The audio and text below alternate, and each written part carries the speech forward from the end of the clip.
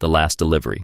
The cold came in sideways that night, not the kind that makes you pull your coat tighter, but the kind that finds the gaps and gets into your bones before you realize it is happening, the kind that does not announce itself, but simply arrives and stays without apology. Cassie Merritt rode with it. She always did. Her 2019 Honda CB300R was not built for Spokane winters, but she had modified it herself over 3 years, wrapping the engine block with thermal tape she had special ordered from a warehouse in Boise, rigging handguards salvaged from a wrecked BMW she had bought for $80 at a salvage auction in Airway Heights, running a ceramic-coated exhaust that kept heat close to the engine and away from the cold that wanted to pull it out of anything warm. She wore 2 layers under her waterproof shell, a base layer of merino wool and a mid-layer of synthetic fleece she had sewn together at the cuffs to stop the gap that opened at her wrists when she gripped the bars in deep cold. Her face was covered to the eyes with a balaclava bought at an Army surplus store on East Sprague for $11 4 winters ago, washed so many times it had gone from black to a faded gray. She rode on a route memorized so thoroughly she could have run it blind out of the downtown core east on Sprague, south on Havana, past the warehouses and the tire shops and the auto parts stores with their signs still burning at midnight. Then out into the industrial flat of East Spokane, where the warehouses gave way to dark lots and the streetlights grew thin and unreliable and the road became something you either knew or did not. It was 11:47 on a Friday night in January. She had 1 delivery left. The order was from a Thai restaurant on Division that closed at 10 but ran a ghost kitchen out of the back until midnight for people who needed food at hours when needing food at those hours felt like an admission of something they were not prepared to make. The destination was a house on Opportunity Road, which was not in an Opportunity neighborhood despite the name. She had delivered there 3 times before. An older man in a bathrobe who always answered the door like he had been awake for hours but was slightly embarrassed. She had come this late as though apologizing for something he could not quite help. He always tipped in cash. He always asked if she was warm enough. He always stood in the doorway an extra moment before taking the bag as though what he actually wanted was not the food but the brief company of another living person in the dark. She did not mind late orders. She did not mind the cold, not really. What she minded was the silence. The way the city went quiet after 11 and the streets emptied and there was nothing between her and her own thoughts. She had too many of those lately. 3 weeks ago she had found the box. Her father had been gone almost 2.5 years.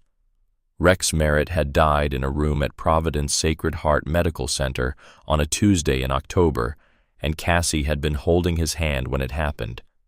She had moved through the weeks after his death in a functional fog handling the paperwork, clearing his apartment on East Mission, where he had lived for the last 12 years of his life, paying off his remaining bills with money she did not have, and then working herself back into the black over 18 months of double shifts and skipped meals and the specific discipline that comes from having no other option. She had not cried much. That was not how she was built. Rex had not raised a crier. But 3 weeks ago she had found a box in the back of her closet, one she had brought from his apartment on the day she cleared it without opening. A plain cardboard box, sealed with packing tape, her name written on top in his handwriting. She recognized the handwriting, the way you recognize a voice you have not heard in a long time. A small physical shock somewhere in the chest. Not quite grief and not quite joy, but something that lived in the narrow space between them. Inside the box was his Hell's Angels cut. The leather was cracked at the collar, dark with years of road grime no cleaning had ever fully removed. The winged death head patch on the back was faded to a soft gray-brown, worn down by weather and time, and the particular wear of a garment lived in for decades rather than stored.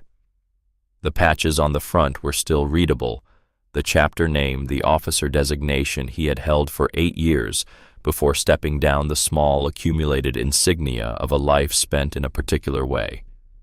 There was a folded note underneath it written on notebook paper in his cramped and deliberate hand, the handwriting of a man who had taught himself to write clearly because he had not gone to school long enough to have it taught to him properly.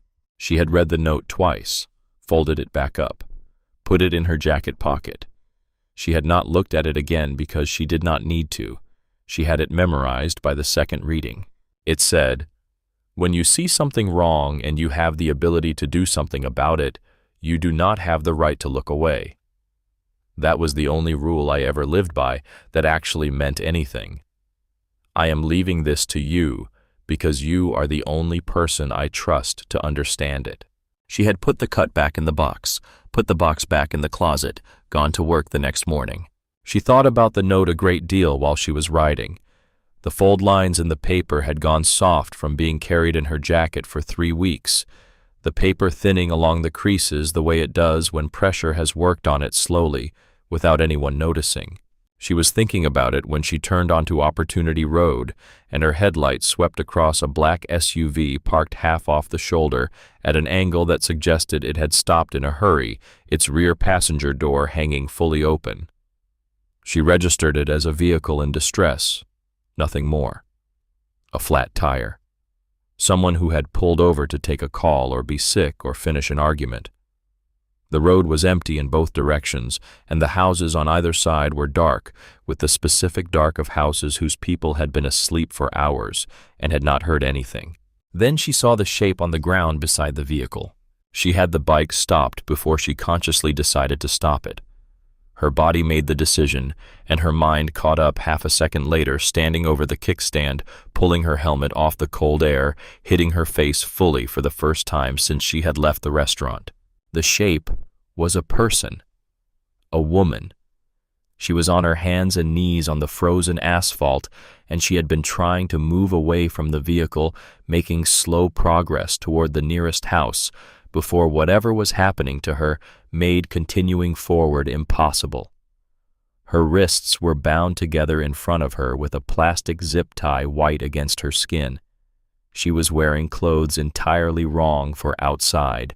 In January thin cotton pajama pants, a hospital-style top in pale blue, wet at the collar and at the knees from the road surface, and one slip-on shoe. The other was lying 10 feet back toward the SUV like a discarded thought. Her hair was dark and matted against the right side of her face where the blood had dried.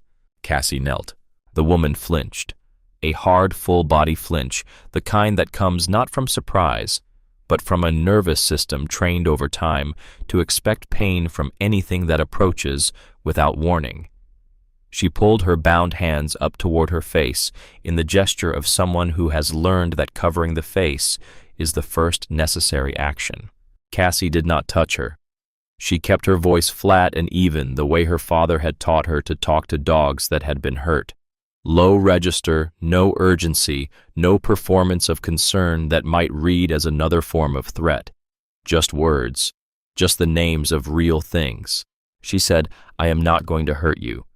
My name is Cassie. I am going to call for help. Can you tell me your name?" The woman lowered her hands a fraction.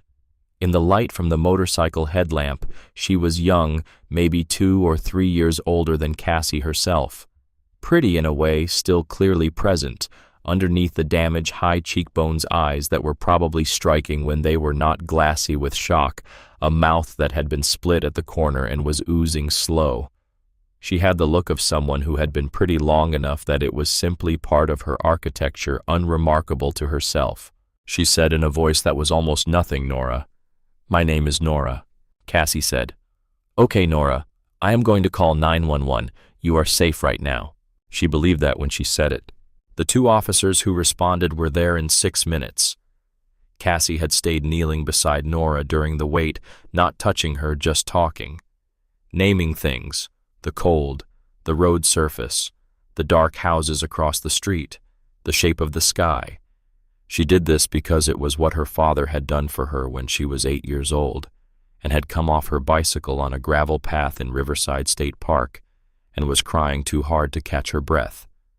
He had knelt beside her and named what was real: the sky, the trees, her hands, the gravel that had cut her palms. She had stopped crying because her breathing had something to do other than feed the panic. Nora did not cry.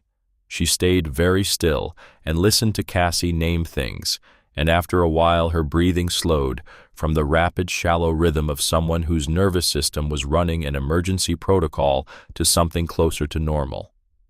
She did not speak again, but she looked at Cassie with the focused and assessing attention of someone running calculations about whether this was safe. The first officer was named Halverson, based on his tag. He was in his 30s with the flat expression of someone who had decided a long time ago not to be surprised by what he found on late-night calls. He scanned the scene without his expression changing at all. He spoke to Cassie first, not Nora. He said, "What happened here?" Cassie told him. "Delivery driver. Saw the open door. Saw the woman on the ground. Called." Halverson looked at the SUV. He crouched and said something to Nora that Cassie could not hear. Then he stood and spoke into his radio in the quiet voice officers used when they did not want people nearby to catch what was being said. The second officer had been walking around the SUV with his flashlight. He came back to Halverson and said something with his body angled slightly away from Cassie. She had good ears and she was paying attention. She caught 3 words clearly in the gap between their voices, and the ambient cold already know her. Within 4 minutes, a third vehicle was on the scene. Not a police unit. A black Suburban, no markings, the kind of vehicle that could belong to a private security company or a federal agency, or nothing in particular. 2 men got out, both in dark civilian clothes, both large, both moving with the contained, deliberate efficiency of people who had done this before. They spoke briefly to Halverson. He showed them something Cassie could not see from where she stood. Then they walked toward Nora. Cassie stood up. She said, "Where are they taking her?" Halverson said, "This is a mental health welfare situation. These are her care providers." Cassie said her wrists were zip-tied. "That is not how care providers transport patients." Halverson said, "We have removed the restraints. She is going to receive appropriate medical attention. I appreciate your concern and your quick response tonight." He said it the way people say things when they are finished having a conversation, not rudely, but with a completeness that was absolute. One of the men from the Suburban was helping Nora to her feet, his hand on her upper arm, in a way that was not aggressive, but was not optional either. Nora was looking at Cassie over the man's shoulder. The expression on her face was one Cassie could not name exactly. Not fear, though fear was in it. Something older and more tired than fear. The expression of a person who has been hoping for something for a very long time and is watching it almost happen and not quite happen. Resignation with the door left open just a crack. The door they are not sure they have the strength to hold. Like someone keeping their eyes on the last visible landmark before the dark closes in. The man helped her into the Suburban. The door closed with the soft and solid sound of an expensive vehicle. The Suburban pulled away. Its taillights shrank and vanished around a distant curve, and the road was empty again. Halverson asked Cassie for her name, address, phone number. She gave them. He said someone might follow up. He said she had done the right thing. He said to have a good night and stay warm out here. She stood on the dark road and watched the last of the light disappear. She did not go home immediately. She sat on the bike at the side of Opportunity Road for 11 minutes, watching the time on her phone. She was trying to locate the specific thing that was wrong about what had just happened. Not the surface wrong, which was obvious and awful, the structural wrong underneath it, the wrong that explained how the visible wrong had been possible and had been resolved in the particular way it had been resolved. Already know her. Care providers who arrive in an unmarked vehicle at midnight on a Friday. The way Halverson's face had closed the moment the Suburban arrived, not surprise, but the quiet acknowledgement of something expected finally arriving. A door swinging shut on a well-oiled hinge. She pulled up the photograph she had taken of the SUV plate before the officers arrived. She had done it on instinct, the same instinct that had made her photograph every page of her father's medical paperwork at the hospital, because she did not trust that things would remain unchanged. She ran the plate through a vehicle registration lookup service. $4. 40 seconds. The vehicle was registered to Prestige Asset Management, LLC, incorporated in Delaware, principal address in Spokane, listed as a building on West Riverside Drive. She recognized immediately as a glass office tower she rode past on her route 4 nights a week, a building she had never thought about. She looked up the building. The primary tenant occupying the top 4 floors was Ashford Properties Group. She stared at the name, then she searched it. Victor Ashford, 54 years old, third-generation Spokane money built into something national over 2 decades of deliberate expansion, real estate development, commercial logistics, 3 major regional development projects currently in negotiation with Spokane city government, political donor across both parties, church board member, his photograph on the wall of the governor's reception office, his name on construction signs she rode past 4 nights a week without thinking about it. She scrolled further. There was a wedding announcement from 18 months ago in the Spokesman Review. Victor Ashford and Nora Weston. She looked at the photograph twice before she was certain. The woman in the photograph was the woman she had knelt beside on Opportunity Road 40 minutes ago. Younger in the photo, or simply less damaged, but unmistakably the same person. High cheekbones, the same shape of mouth. They were standing in front of a hotel atrium. Nora, in an ivory dress, smiling in the way people smile when they are aware the photograph will be permanent, and they are not yet sure what it will permanently record. Cassie looked at the other figures standing behind them in the photograph. 6 people in the loose arrangement of a wedding party. She scanned them without particular expectation and stopped on a face at the far left edge of the frame. A large man, older, with a scar running down the left side of his jaw, visible even in the compressed resolution of a newspaper photograph. He was wearing a suit that looked slightly wrong on him, the way suits look wrong on men who normally wear something heavier and more honest.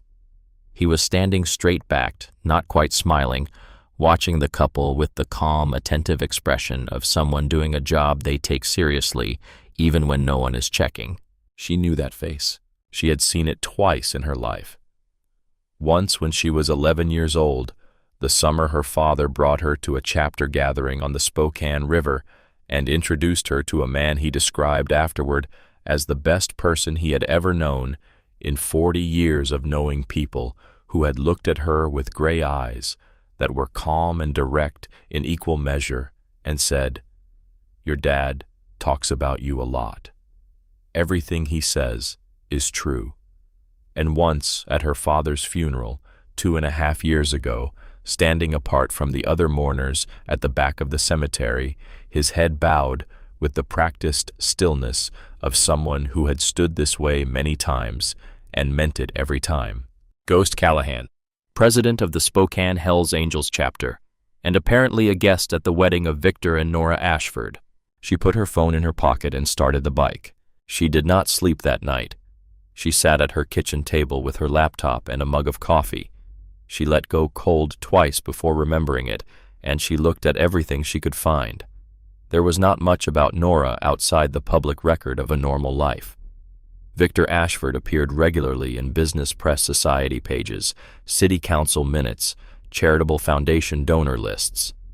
Nora Weston had the sparse digital presence of someone who had lived without thinking about her digital presence, grew up in Coeur d'Alene, Idaho. Her father, Gerald Weston, had run a freight logistics company. Both parents deceased, had worked as an emergency room nurse at Kootenai Health for 3 years, before a gap in her professional record that corresponded precisely with the period when she would have been meeting and becoming involved with Victor Ashford. After the wedding announcement, there was nothing at all. No social media under her married name. No public appearances alongside Victor Ashford at the events where he continued to appear. No photographs, no mentions, no trace of a person continuing to exist in the ways that leave traces. Not the absence of someone who had chosen to be private. The absence of someone who had been made absent. Those were 2 very different things once you learned to look for the distinction. At 4 in the morning, she wrote down the name Harlan Voss on the legal pad beside her laptop. She had seen it twice.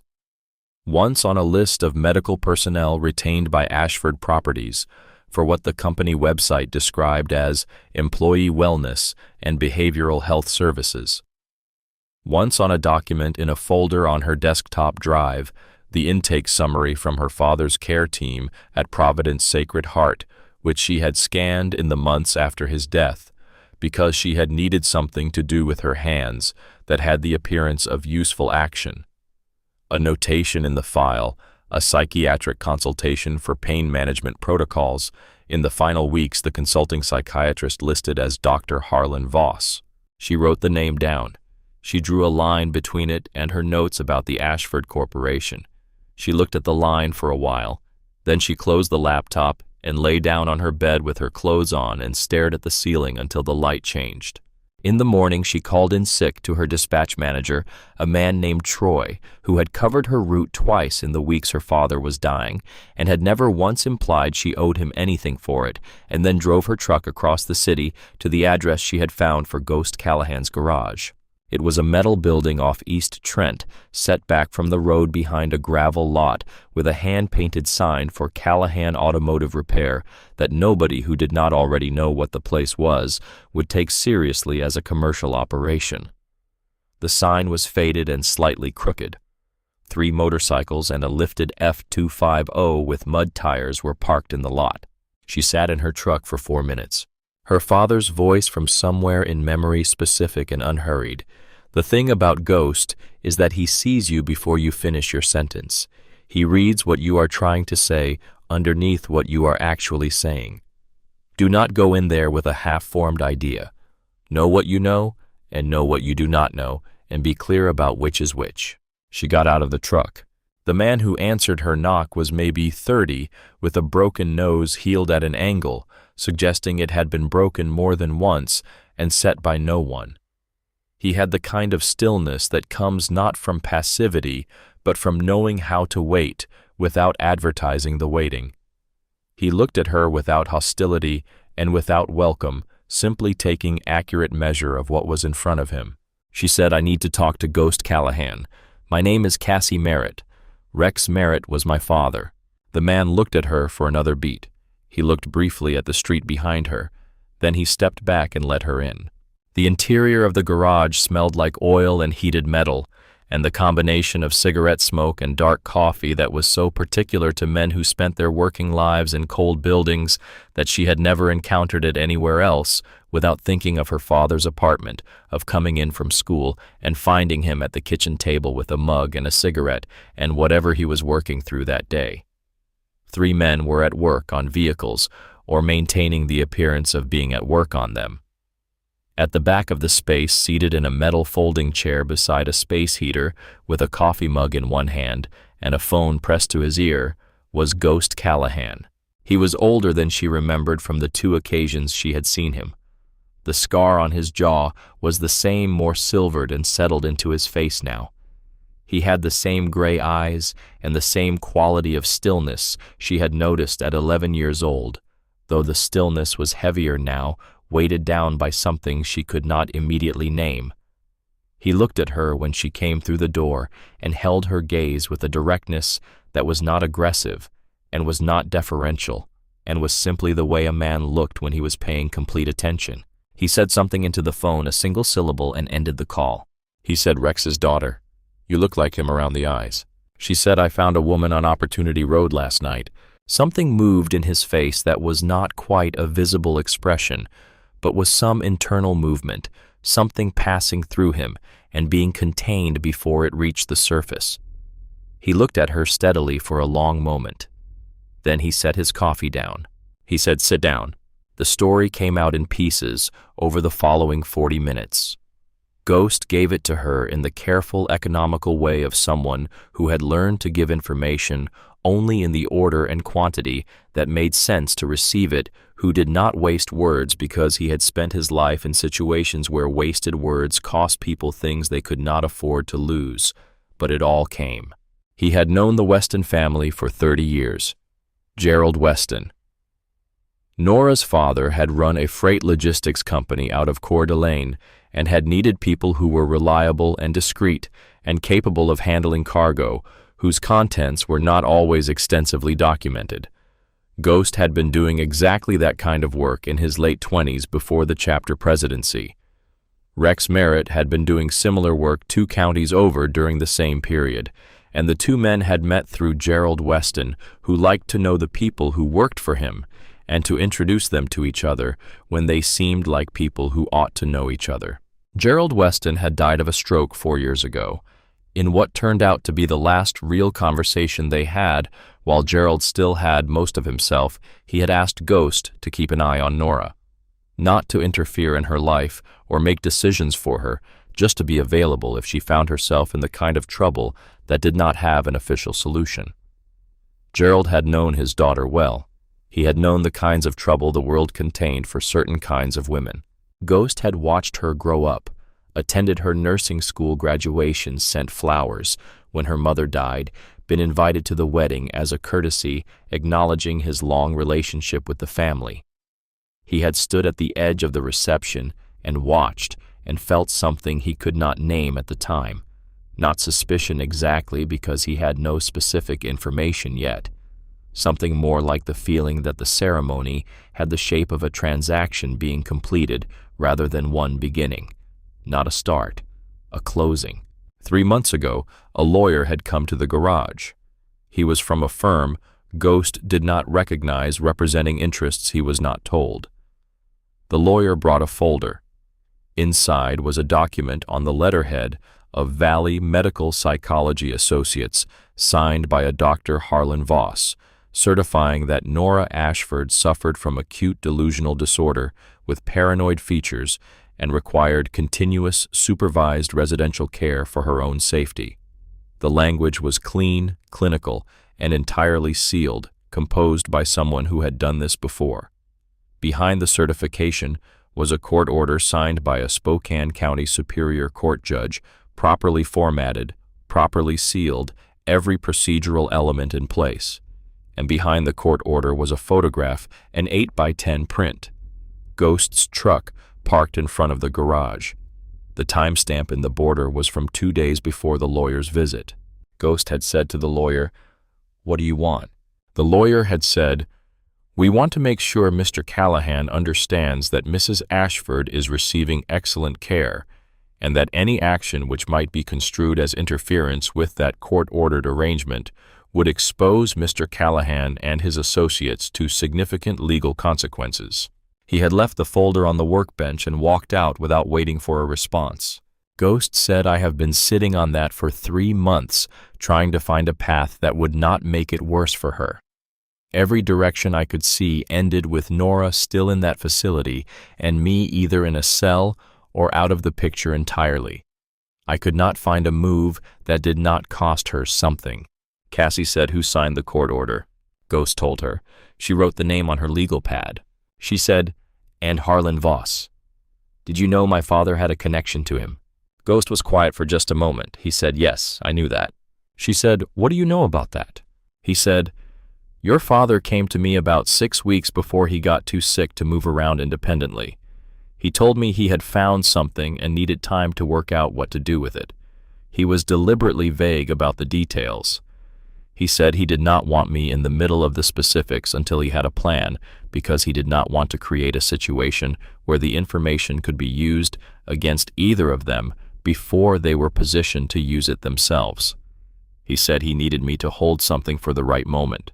He said I would know the right moment when it came." He paused. He looked at her. He said, "I think the right moment has arrived." The folder Ghost brought out of his back office was significantly thicker than the one the lawyer had left. He had been adding to it for 3 months. Public property records, corporate filing documents from 3 states, a copy of an old Weston family estate filing obtained through a contact at a title company in Coeur d'Alene that had handled the original trust paperwork when Gerald Weston established it for Nora more than a decade ago. Ghost spread everything across the workbench, and they went through it together, Cassie reading quickly and making notes. The Weston family trust was large and old, constructed with the paranoid precision of lawyers hired by a man who had spent his life in logistics and therefore understood exactly how things that were supposed to stay in one place ended up somewhere else if the structure holding them was not airtight. The principal asset was approximately $180 million real estate holdings across Idaho, Washington, and Montana, mineral rights on property in 2 counties, and a conservatively managed investment portfolio that had grown steadily for over a decade. Gerald Weston had designed the trust with conditions specifically intended to prevent anyone from accessing that capital through Nora rather than through her own agency and choices. The critical language was in a subsection near the back of the filing, the section addressing what would happen in the event of Nora's death or incapacitation. In the event that the beneficiary was determined to be permanently legally incapacitated, control of the trust would pass to the designated legal guardian who would have broad authority to manage the principal assets. Victor Ashford had been named legal guardian in a modification to the trust filed 14 months ago, approximately 4 months before the wedding. The modification was properly formatted. It was signed. Ghost said, if she dies or is declared permanently legally incapacitated, Victor Ashford gets full control of $180 million. Cassie looked at the filing date of the modification. She looked at the birth date in the wedding announcement. Then she looked at the original trust document spread on the workbench, reading the guardian designation section carefully. She said, when does Nora turn 25? Ghost looked at her. He said, how did you know that was the relevant question? She said, because the original trust terms I am reading right now state that any modification to the guardian designation must be executed by the primary beneficiary herself, witnessed by independent counsel, and signed no earlier than the beneficiary's 25th year. That exact phrase, 25th year. In estate law, that means the calendar year in which the beneficiary turns 25. How old was she when she signed the modification naming Ashford as legal guardian? Ghost stared at the modification document. He said it slowly, the way a man speaks when he is hearing something and understanding it at the same moment. She was 23. She turned 23 2 months before the modification was filed. He was quiet for a long moment. He said the original trust terms. Cassie said, the modification may not be legally valid. If the original trust language requires the beneficiary's signature in the 25th year or later, and she signed at 23, the modification might not hold under the terms Gerald Weston established. The entire guardian designation could be challengeable. But we need the original filing, the complete document, to know with certainty what the exact language says. Ghost said, if the modification is invalid, and she can contest it with the original document in hand, his entire claim to the guardianship falls apart. He loses control of the trust. He loses the legal mechanism that keeps her in that facility. Cassie said, when does she turn 25? He looked at the calendar on the office wall, a faded calendar from a parts supplier with a photograph of a mountain highway on it. He said 6 days from today. The garage was quiet around them, except for an air compressor cycling somewhere in the back of the building. One of the men working on a vehicle had stopped working and was standing very still with his back partially toward them. He was not looking at them. He was listening. Cassie said, what is Crestwood? Ghost said, what? She said, I have been looking at facilities and properties associated with Ashford Properties and its subsidiaries. There is a property listed as Crestwood Recovery and Wellness Center, located approximately 40 minutes north of the city, off a county highway toward Deer Park. It is not in any standard healthcare facility directory I can access. It is not in the State Medical Licensing Board's database of licensed facilities, but it appears on the Ashford Corporate Properties list as a subsidiary holding. Ghost leaned over her shoulder and looked at the laptop screen. He said, I do not know that property by name. Cassie said, I think that is where Nora is. She pulled up the county property records. The parcel had been a private resort sold to an Ashford subsidiary 3 years ago, permitted for renovation, and subsequently filed with the State Department of Health under a classification for private residential behavioral health services, a category that existed in a regulatory gap between full licensed psychiatric hospitalization and outpatient treatment, requiring significantly less public reporting and oversight than a standard licensed medical facility. Ghost straightened up. He turned and looked at the man with the broken nose who had been standing near the door the whole time. He said, "Get Dutch and Bear in here." He looked at Cassie. He said, "Your father said I would know the right moment. He was right about most things." Dutch came in from the back, wiping his hands on a shop rag. He was lean and compact, with the specific attentiveness of someone trained to watch for what was not where it should be. Bear came in from outside, ducking slightly under the doorframe from long habit 6'4" and built with the proportions of a man the world had never quite managed to constrain. He looked at Cassie and then at Ghost with the expression of someone prepared to receive information before drawing conclusions. Ghost said, "Bear, you worked a security contract for Ashford 3 years ago. Was one of the sites a resort property being converted north of the city out toward Deer Park?" Bear said, "Crestwood, yeah.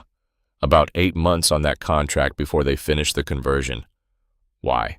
Ghost looked at Cassie. She said, "We need the complete layout of that building. Every entrance and exit, every camera position, every gap in the coverage, every staffing pattern you observed." Bear looked at Ghost. Ghost said her father was Rex Merritt. Bear said, "Oh." He was quiet for a second and something moved through his face. Then, "Yeah. Okay, pull up a map." The pale winter light came through the garage windows at a low angle. Cassie stood at the workbench with her laptop and her legal pad, and 3 men who had spent their adult lives operating in the spaces between what was legal and what was necessary. She built the plan the way she built everything that mattered, one component at a time, each one examined for weakness before moving to the next, nothing assumed to hold under pressure that had not been tested. Bear drew the floor plan of Crestwood from memory, a drawing more detailed than seemed possible for something 3 years past. Dutch found a satellite image of the property and verified the exterior dimensions against Bear's drawing. They matched closely enough. Bear identified every camera mount he remembered, every access point, every staffing location, and shift pattern. Lydia arrived an hour after Dutch and Bear had begun working. Ghost introduced her without explanation, and she sat down and immediately started asking precise questions about the facility's medical procedures and staffing rotations. Questions that made clear she had worked in similar environments and understood exactly what she was asking. She was in her late 40s with short dark hair going gray at the temples, and the economy of movement that came from being trained over many years not to waste anything. Former Army medic. The chapter's unofficial medical resource for longer than anyone in the room wanted to calculate out loud. Ghost made 3 phone calls from the back office and asked Cassie not to be present for any of them, which she accepted without question. She spent the time building the timeline on the legal pad to 6 pages. In a county business database, she found that the judge who had signed the incapacitation order had received a substantial political donation from an Ashford Properties Political Action Committee. In the same calendar quarter, the order was issued, the amount just below the threshold requiring additional disclosure. She wrote it down. The 2 attorneys who witnessed the trust modification were partners at a firm that had represented Ashford Properties in 3 separate commercial litigation matters over the previous 4 years. She wrote that down too. She was building a picture. The picture was becoming very clear about what it showed. One of Ghost's calls reached an attorney named Patricia Holder. She practiced in the specific area of legal work at the intersection of crisis and procedure and had seen enough of both to be useful without being alarmed. Ghost told her enough about the Weston Trust to begin research on the validity of guardian modifications under Idaho estate law as applied to trusts administered in Washington state. At 9 that evening, everything that could be prepared had been prepared. The drive north took 41 minutes on roads that were clear but cold enough that the asphalt had the slight extra resistance that tells an experienced rider the surface temperature is close to freezing. Cassie rode with Lydia in Lydia's truck. Bear and Dutch followed in Bear's Suburban. Ghost stayed at the garage. He had been clear he was more useful as a communications resource than as a physical presence at the site. If anything went outside the plan, the call Cassie made to him would be the most important call of the night. The facility sat at the end of a private access road off a county highway, surrounded on three sides by second-growth timber that pressed close and made the building feel significantly more isolated than its actual distance from the city would suggest.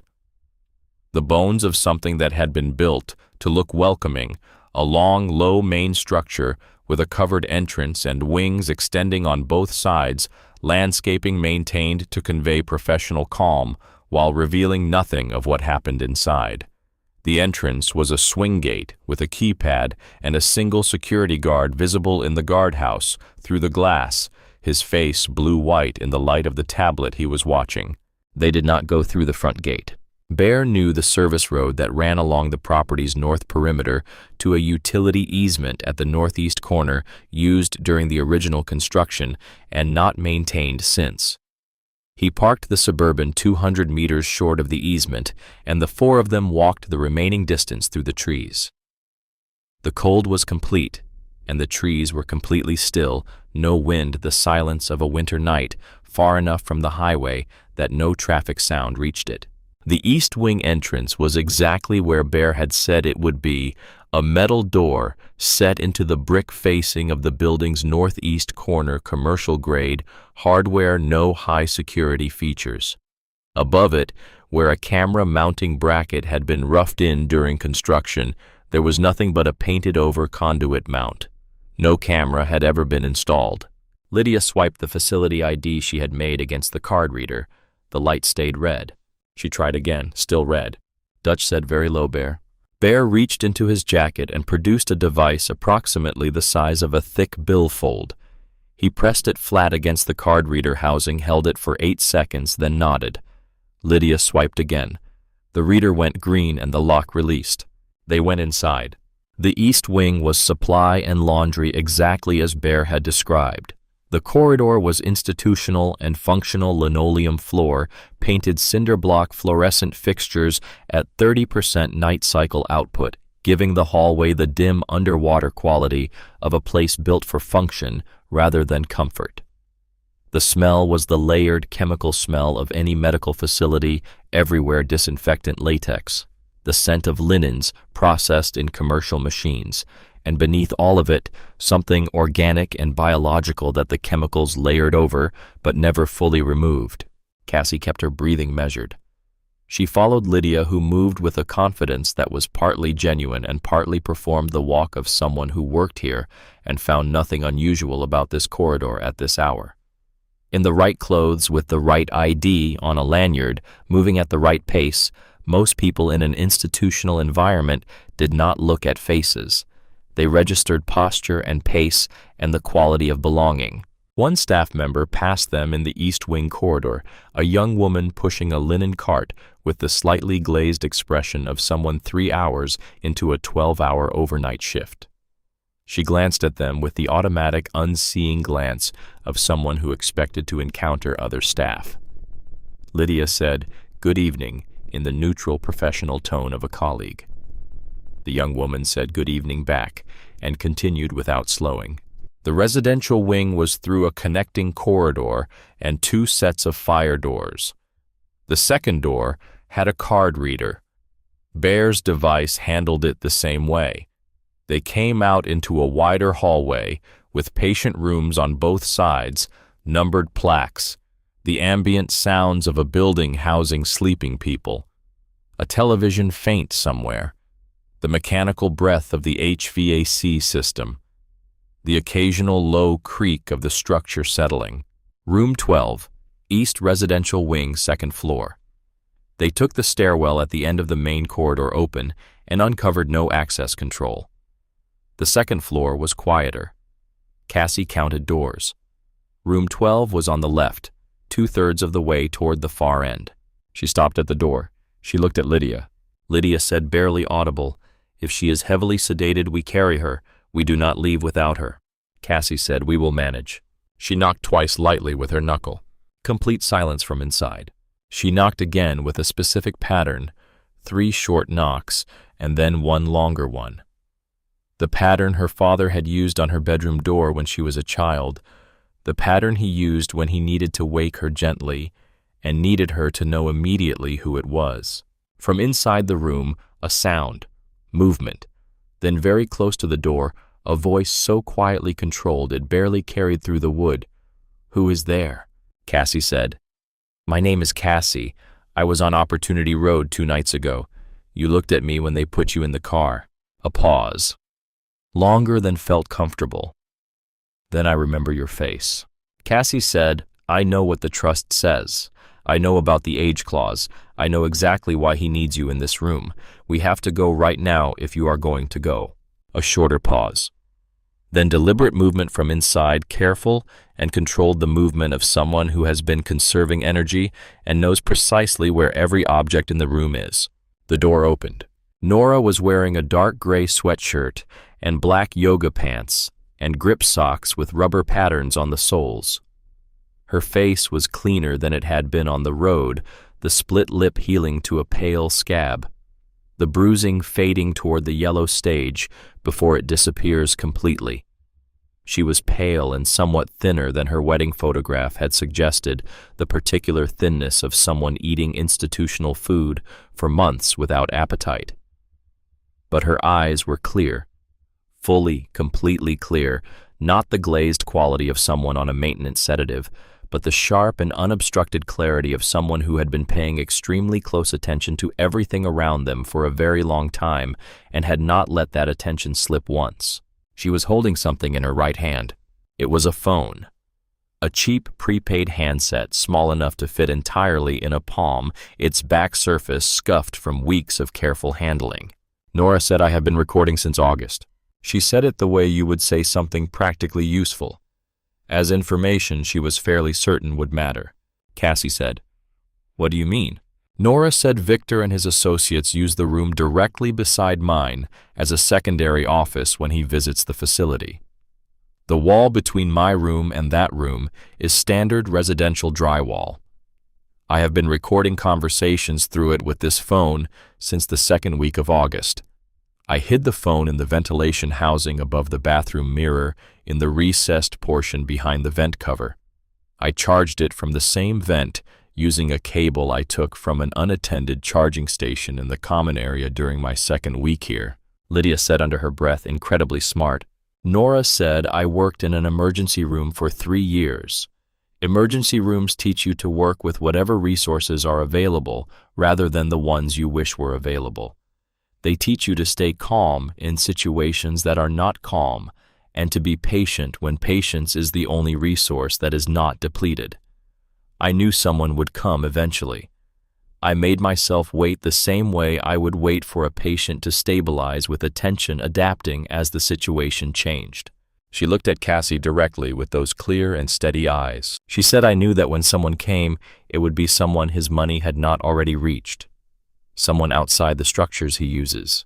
Cassie held out her hand. She said, "Then let's go." They were back at the East Wing exit in 4 minutes, moving at the measured pace of people who had somewhere to be and no reason to hurry about getting there. Dutch was at the door holding it from inside. Bear had the Suburban idling at the utility easement back through the trees. They moved single file through the tree line without speaking Nora between Cassie and Lydia, and behind them the facility was completely quiet. No alarm, no voices, no footsteps. They were in the vehicle and moving before Cassie consciously released the breath she had been controlling. Nora sat in the back seat with Lydia beside her and held the prepaid phone in both hands and said nothing for a long time. The service road connected to the county highway, and the county highway opened into the wider landscape of winter fields and the scattered lights of distant houses and the sky above it thick with stars. Then Nora said, "He is coming tomorrow night. He has a document he needs me to sign. He has been describing it to the staff as an updated medical directive routine care instructions. It is not that. I saw the document title when his lawyer left it open on the desk in the room beside mine. It is the permanent incapacitation certification. Once I sign it, the guardian modification holds permanently regardless of what the original trust terms say.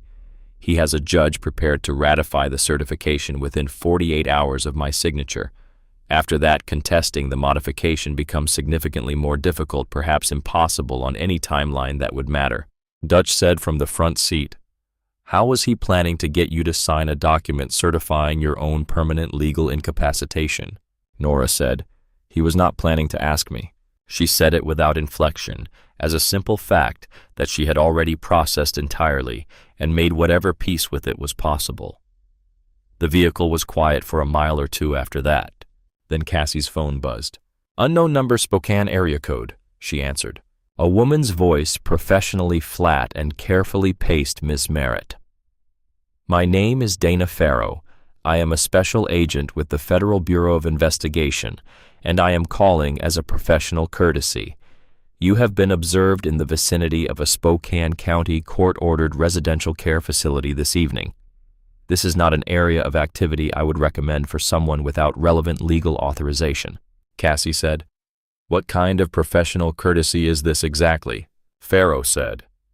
The kind that does not have to be extended. You have not yet taken any action that rises to the level of a chargeable offense. I am calling to suggest the situation remain that way. The Ashford matter is a civil and medical proceeding under an existing court order. It is not a federal matter, Cassie said. Then why is a federal agent calling me about it at 11:30 on a Friday night? A pause. Brief, but entirely present, the pause of someone who had prepared an answer and chose to give a different one. Then, because someone requested that I extend the courtesy, Cassie said, Victor Ashford asked you to call me. Farrow said, Good night, Ms. Merritt. The line went dead. She held the phone and looked at the dark road ahead. The headlights pushed a cone of yellow into the absolute dark. Dutch said FBI. She said one agent, not the field office acting on institutional authority. One agent receiving a personal request from a private citizen and acting on it at 11:30 on a Friday night. Bear set his eyes on the road. That is a bought call. She said yes. That is exactly what that is. She dialed Ghost. He answered on the second ring. She told him everything in order efficiently without commentary. He was quiet through all of it and then said, Come back to the garage. All of you. Now. She looked back at Nora in the rear seat. She said, There is something else you need to know. Victor is not only working through lawyers and compliant doctors, he has a relationship with at least one person inside the FBI. Nora looked at her steadily for a moment. Then she said, I know. I have 12 minutes of recorded audio from a phone conversation he conducted in September, 3 feet from the wall I was recording through. He spoke with a woman he referred to only as Dana. She was providing him with detailed information about an active federal inquiry into one of his commercial property acquisitions. He compensated her for it. He did not state the exact figure, but he referenced the number of zeros. Cassie looked at her. Nora said, I told you. I have been recording since August. Ghost listened to everything without interrupting once.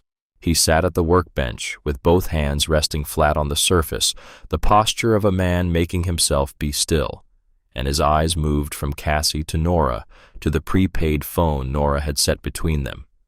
When she finished, he was quiet for a single moment and then said one word. He said, Play it. Nora unlocked the phone and navigated to the September 14th recording with the practiced ease of someone who had accessed it many times and knew exactly where everything was organized. The audio quality was imperfect, a cheap phone through a thin wall, the sound slightly compressed and ambient, but the words were clear enough. Victor Ashford's voice measured unhurried the voice of a man who had spent his entire adult life being listened to and had long since stopped needing to project or emphasize. And the woman's voice answering him level professionally paced the specific cadence of someone conducting a transaction in language deliberately chosen to be resistant to interpretation later. 11 minutes of conversation. A federal inquiry into a commercial property acquisition in Spokane's north side, an acquisition that had involved documentation of environmental assessments that had not been conducted in the manner the documentation described. The woman Dana, stating that the inquiry had been referred to a different division and the referral would move slowly, would probably not surface as an active matter for 6 to 8 months. Victor Ashford saying, "Good." The word delivered with the flat satisfaction of a man receiving confirmation of something he had already paid for. Then a number stated directly and precisely. Ghost said, "How many recordings like this one?" Nora said 16 total. 3 conversations directly involving Pharaoh by name. The remaining 13 are conversations between Victor and his attorneys, and between Victor and the administrator of the facility. 2 of those 13 explicitly describe the legal purpose of the incapacitation certification, the financial mechanism it activates when completed, and the timeline he was working toward. Ghost looked at Cassie. She said, "We cannot go to the FBI field office in Seattle because we do not know the extent of Pharaoh's access or who else within that structure she may have influence over. We cannot go to local law enforcement because we already know where that ends. We need a channel that bypasses both and cannot be closed off from either direction." Dutch said, "The Office of the Inspector General handles federal corruption complaints and operates independently of the field offices. A complaint filed directly with the OIG cannot be suppressed or redirected by the agent named in the complaint without that act itself becoming an additional federal offense on the record. The OIG maintains an emergency reporting line for ongoing criminal activity where time is a critical factor. If the supporting documentation is sufficiently strong, they can initiate an emergency review within 24 hours and dispatch a field team." Ghost said, "Do you have a way to reach them tonight?" Dutch said, "I have a contact at the OIG field presence in Portland. He owes me a professional courtesy from a long time ago, the kind of debt that carries no expiration date." Ghost said, "Make the call right now." Dutch stepped outside. Through the partially open garage door, Cassie could hear the low rhythm of his voice, but not the specific words. While Dutch was on the phone, Ghost turned to Nora. He looked at her with the direct attention he gave to things that deserved it. He said, "Are you all right?" Not as a formality, as a genuine question from someone who expected an honest answer. Nora said, "I am functional. I have been more afraid than I am at this exact moment for approximately 8 months without a break. I am not certain how quickly that changes when the immediate situation changes." Ghost said, "It does not change quickly, but it changes. The fear becomes something you carry as a memory rather than something that is actively happening to you in the present. That takes time, but it happens." She looked at him. She said, "You were at my wedding." He said, "I was." She said, "My father talked about you when I was growing up. He said that if I ever found myself in a situation that did not have an official solution, you were the person to find. He made me memorize the address of this garage when I was 19 years old." Ghost said Gerald was a good man, one of the best I have known. She said yes.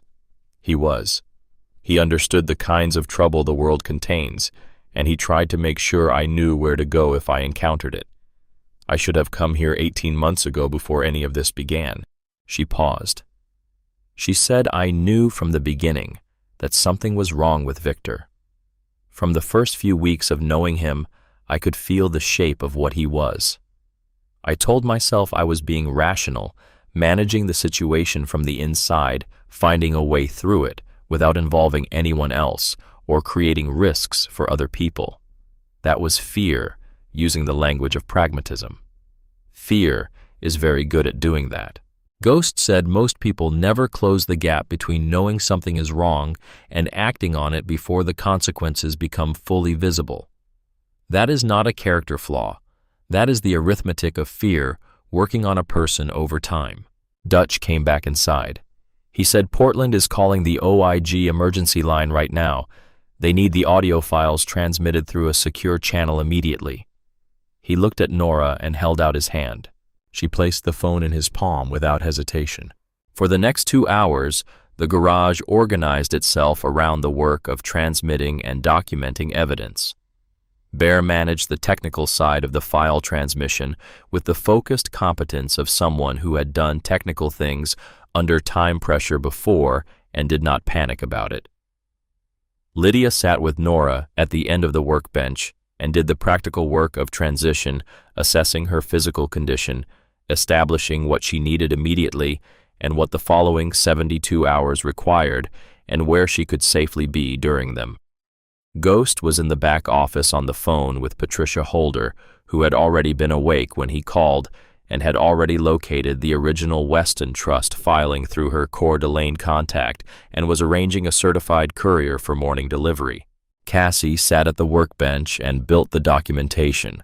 She organized everything she had: trust documents, the partial page from Voss corporate filings, property records, the wedding announcement, the medical certification on Voss's letterhead, the court order, the donation, records, the law firm connections. She cross-referenced dates and entities against what Nora had described of the audio recordings.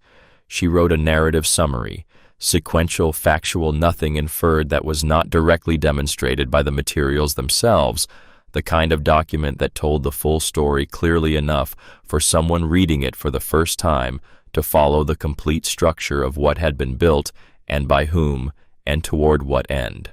She had done this kind of work before. After her father's death, she had spent 2 months going through his medical billing records line by line to find errors and build appeals. The work had recovered $1,460 and had mattered in a way that was not entirely about the money. The skills were the same skills. The patience was the same patience. At 1:30 in the morning, her phone buzzed with a text from an unknown number. OIG, emergency review initiated. Field team mobilizing from Portland. Do not move primary subject until contact is made. Do not destroy evidence. Do not engage subject of complaint. She showed it to Ghost. He read it. He said, "Good." Then she said, "But Victor does not know Nora is gone yet." Ghost said, "He will know when his people check on her in the morning. They do a status check at 6, sometimes earlier." She said, "That gives us 4 or 5 hours before he understands what has changed." Ghost said, "What do you want to do with those hours?" She thought about it. She looked at the 8-page document she had built on the legal pad. She thought about what her father had written in the letter she had not yet read, but was carrying in the sealed envelope in her jacket. She did not know yet exactly what it said, but she knew him well enough to know what it would say. She thought about Victor Ashford, somewhere across the city, asleep and comfortable in the certainty that the systems he had purchased would protect him until morning, that the outcome was already determined. She thought about what Nora had looked like on the road. She thought about 8 months of recording through a thin wall while waiting for someone who might never come. She said, "I want Victor Ashford to know we have the recordings before he finds out Nora is gone. I want him to understand that it is finished while he still believes he is in control of it, not because it changes anything legally, because some things matter for what they are independent of what they accomplish." Ghost looked at her for a long and steady moment. He said, "Your father used to say there was a difference between winning a situation and finishing it. Winning was the outcome. Finishing required something additional, that the person responsible understand specifically and completely what had happened and why they had lost it." He said finishing was harder than winning because it required a precision that victory alone did not demand. He walked to the back office. He made the call himself to Victor Ashford's primary attorney at 2 in the morning on a Thursday in January. He spoke briefly and without performance. He told the attorney exactly what existed, who held it, and what was currently in motion. Then he hung up. Cassie went and sat with Nora. Nora was on the old olive-green couch in the corner of the garage, both hands wrapped around a mug of coffee. Lydia had made her legs drawn up beneath her, looking at the photographs on the walls with the focused attention of someone mapping a new environment and learning what it was. She said, He told me once that people in this kind of organization were the primary threat to the social structures that made order possible. He meant it as a statement about danger. What he actually meant was, these are people I cannot control. Cassie said, he was right about the structures part. Nora said, he was completely wrong about the threat. She looked at Cassie. She said, how did you know to stop on that road, when stopping cost you something, and keeping going cost you nothing? Cassie said, I saw something that did not belong where it was. My father taught me to look at those things instead of past them. He said most people train themselves to look past whatever makes them uncomfortable or creates obligation because looking costs something and people would rather not pay it. He said the cost of looking was almost always less than the cost of not looking. He said people did not calculate that honestly. They calculated the cost of looking and left out the cost of looking away. Nora said, my father said something similar from a different angle. He said the most important person in any bad situation is the first one who stops, not the person who organizes the response afterward, not the one with resources and authority and a plan already assembled. The first person who stops and decides that what they are seeing requires them to act. He said most people are entirely capable of stopping, and almost none of them do, and the gap between those two things is where most of the world's preventable suffering lives. Cassie said, your father and my father would have understood each other. Nora said, I think they did. I think that is why Ghost was standing at the back of the church at my wedding watching. She was quiet for a moment. Outside, the night was complete, and the garage held the warmth of the space heaters against the January cold that pressed against the walls. She said, I told myself I was managing the situation from the inside, that I was being strategic, that staying close gave me information I would not have had otherwise. All of that was true, and all of it was also fear wearing the clothes of strategy. The real truth was that I did not know if anyone would come, and that uncertainty was something I could only live with by making myself believe that what I was doing inside the situation was enough. Cassie said, you built 16 recordings over 8 months through a wall. You understood the trust language. You preserved the evidence and you waited. That is not someone who stopped trying. Nora said, that is someone who ran out of visible options and adapted to the ones that were not visible. Cassie said, that is what surviving looks like almost every time. Nora looked at her.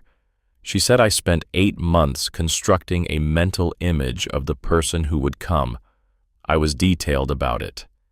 Institutional authority, official capacity, resources that could match his directly and not be deflected by the systems he had built around himself. She paused. She said, a delivery driver on a Friday night was not what I imagined. Cassie said, deliveries are the work. Finding what does not belong is what I am. Nora smiled.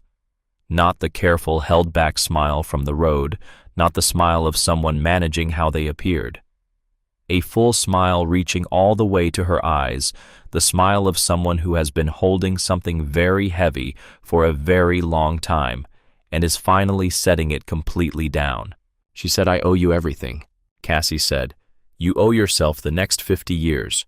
Use them the way your father hoped you would. At 4 in the morning, the OIG field team arrived from Portland. The man in front was in his 40s in civilian clothes, slightly too neat for someone who had dressed in the dark after 3 hours of sleep with the physical economy of federal law enforcement when they have been awake and functional for longer than they wanted to be. He showed his credentials, Office of Inspector General, Portland Field Office. His name was Reyes. His colleague carried a hard-sided equipment case. Reyes said, we received the transmitted files 40 minutes ago. We need to verify chain of custody on the original recordings and take a formal statement from the primary subject. Ghost said, she is here. Reyes looked at Nora.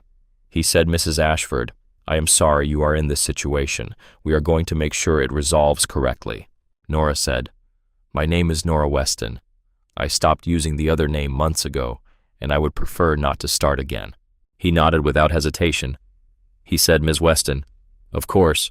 The next 2 hours were procedural, in the careful and methodical way of people constructing something that had to hold under adversarial examination.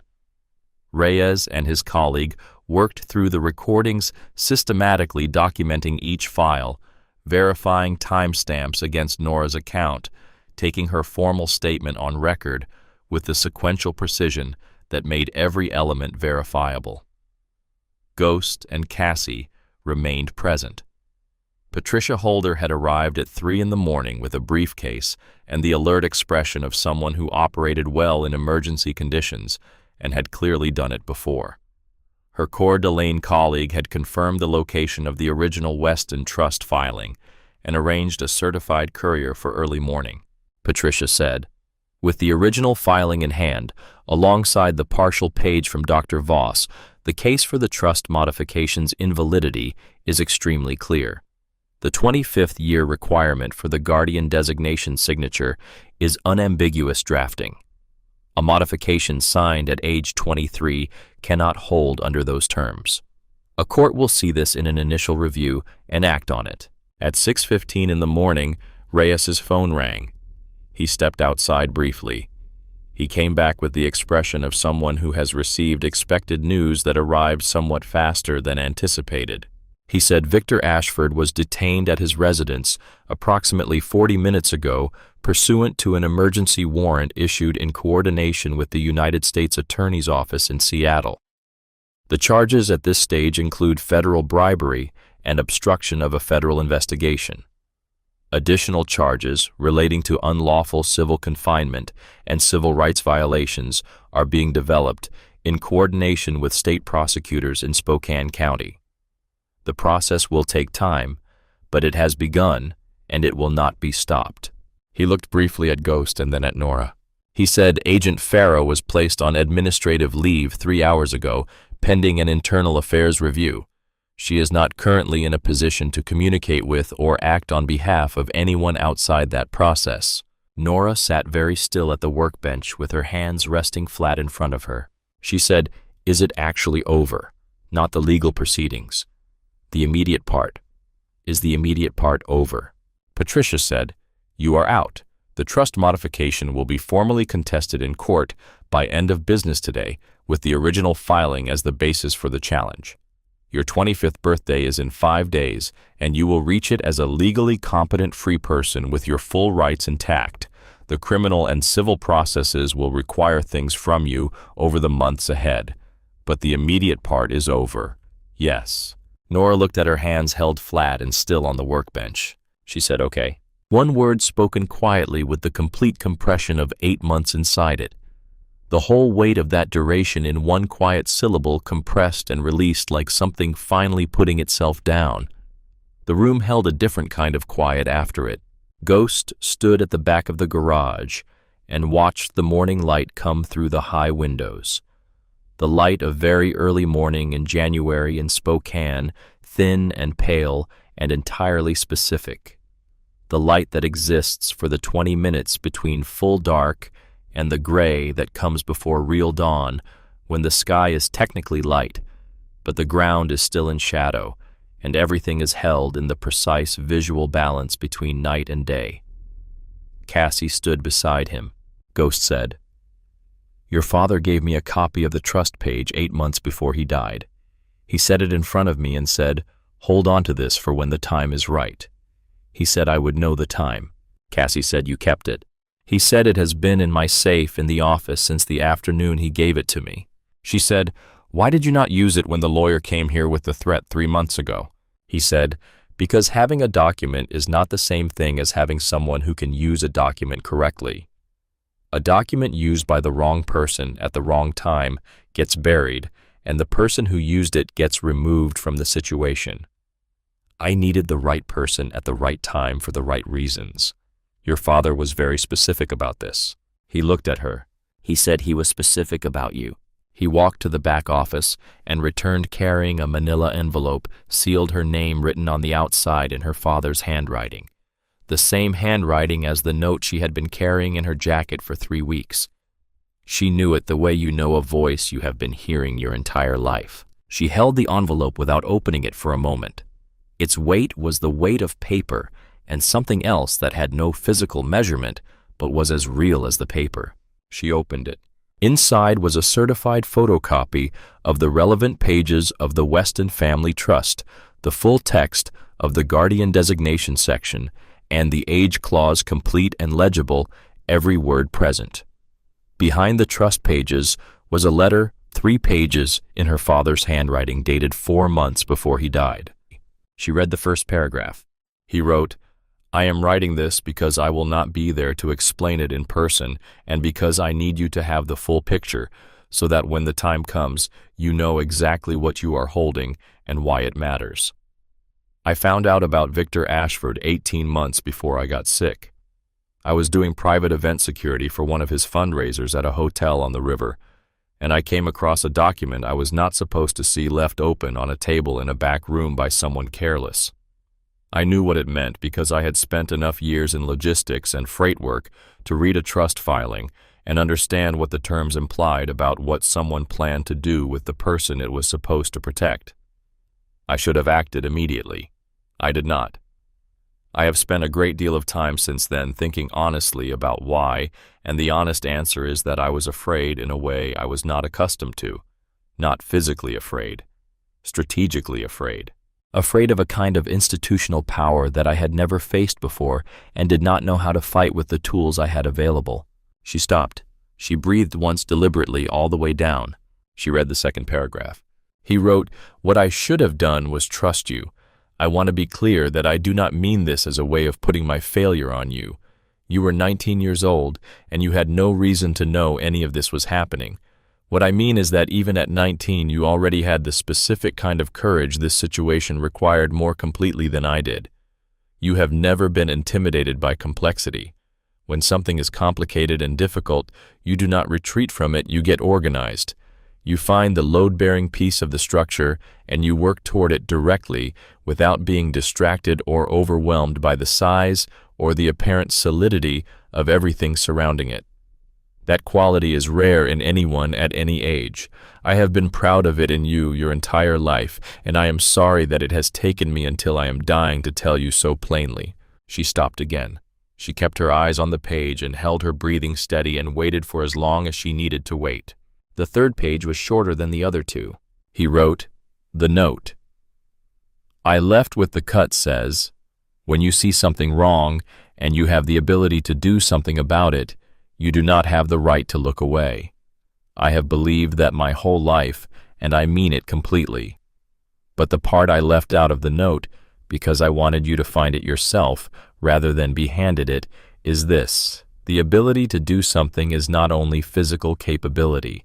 It is the willingness to be the first person who stops. Most people drive past.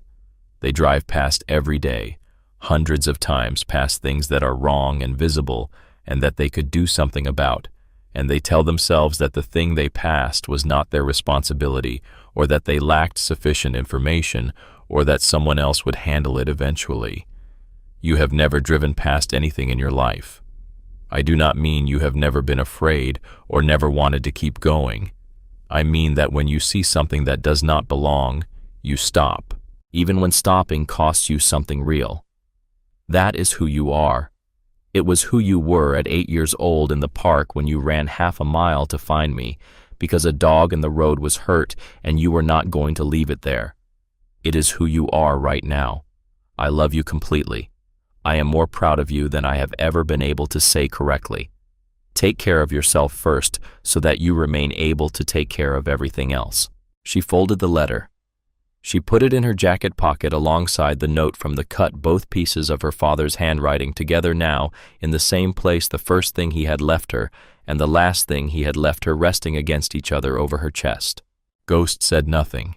He had the quality which she had observed in very few people of understanding, when silence was the right presence to offer, when what someone needed was not words, but simply another person who would remain beside them in the quiet, without feeling the need to fill it. After a while she said, "He said I never drove past anything." Ghost said he was right. She said, "He drove past this for 18 months. Ghost said, "He was sick and afraid of a kind of fight he did not know how to conduct. Then he found a way to turn around and build the path back and hand it forward. That is not the same thing as driving past. That is the longer and harder version of stopping. She thought about this. She said, yes, it is. She went and stood in the doorway of the garage in the thin, pale light of early morning. Behind her, the room was full of the sounds of things resolving voices and movement, and the organized activity of multiple people doing different necessary work at the same time. Nora's voice, Lydia's voice, Patricia on the phone, steady and precise, Bear making a fresh pot of coffee, Dutch in his chair writing in his notebook with the careful attention of a man who has learned that getting the details down correctly while they are still fresh is the difference between a record and a memory. Dutch came and stood beside her in the doorway. He said, "Your father was a good soldier. I mean that in the original sense of the word, before it accumulated everything else it has come to mean." She said, "I know what you mean." He said, "Soldiers do not always get to fight the battles themselves. Sometimes the work is to prepare the ground for the person who will come after you, to build the path and secure it and hand it forward and trust that the person who receives it knows what to do with it. That work is not lesser than fighting the battle yourself. Sometimes it is the harder work because you do not get to see how it ends." She said, "No, it is not lesser." He went back inside. She stayed at the door a moment longer, watching the pale morning light spread across the gravel lot and the bare trees standing in it. When she turned around, Nora was standing near the workbench with a mug of coffee, looking at the photographs on the walls. Decades of photographs. Faces of people who had lived in a particular way and been photographed at particular moments and were now part of the permanent record of this place present in it even after they were gone from it. Nora said, "I spent 8 months constructing a mental image of the person who would come. I was detailed about it. Official authority, resources that could match his directly. Someone embedded within the systems that he operated inside of and could therefore see the angles he could not defend." She paused. She looked at Cassie.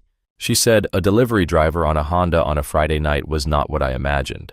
Cassie said, "Deliveries are the work. Finding what does not belong is what I am."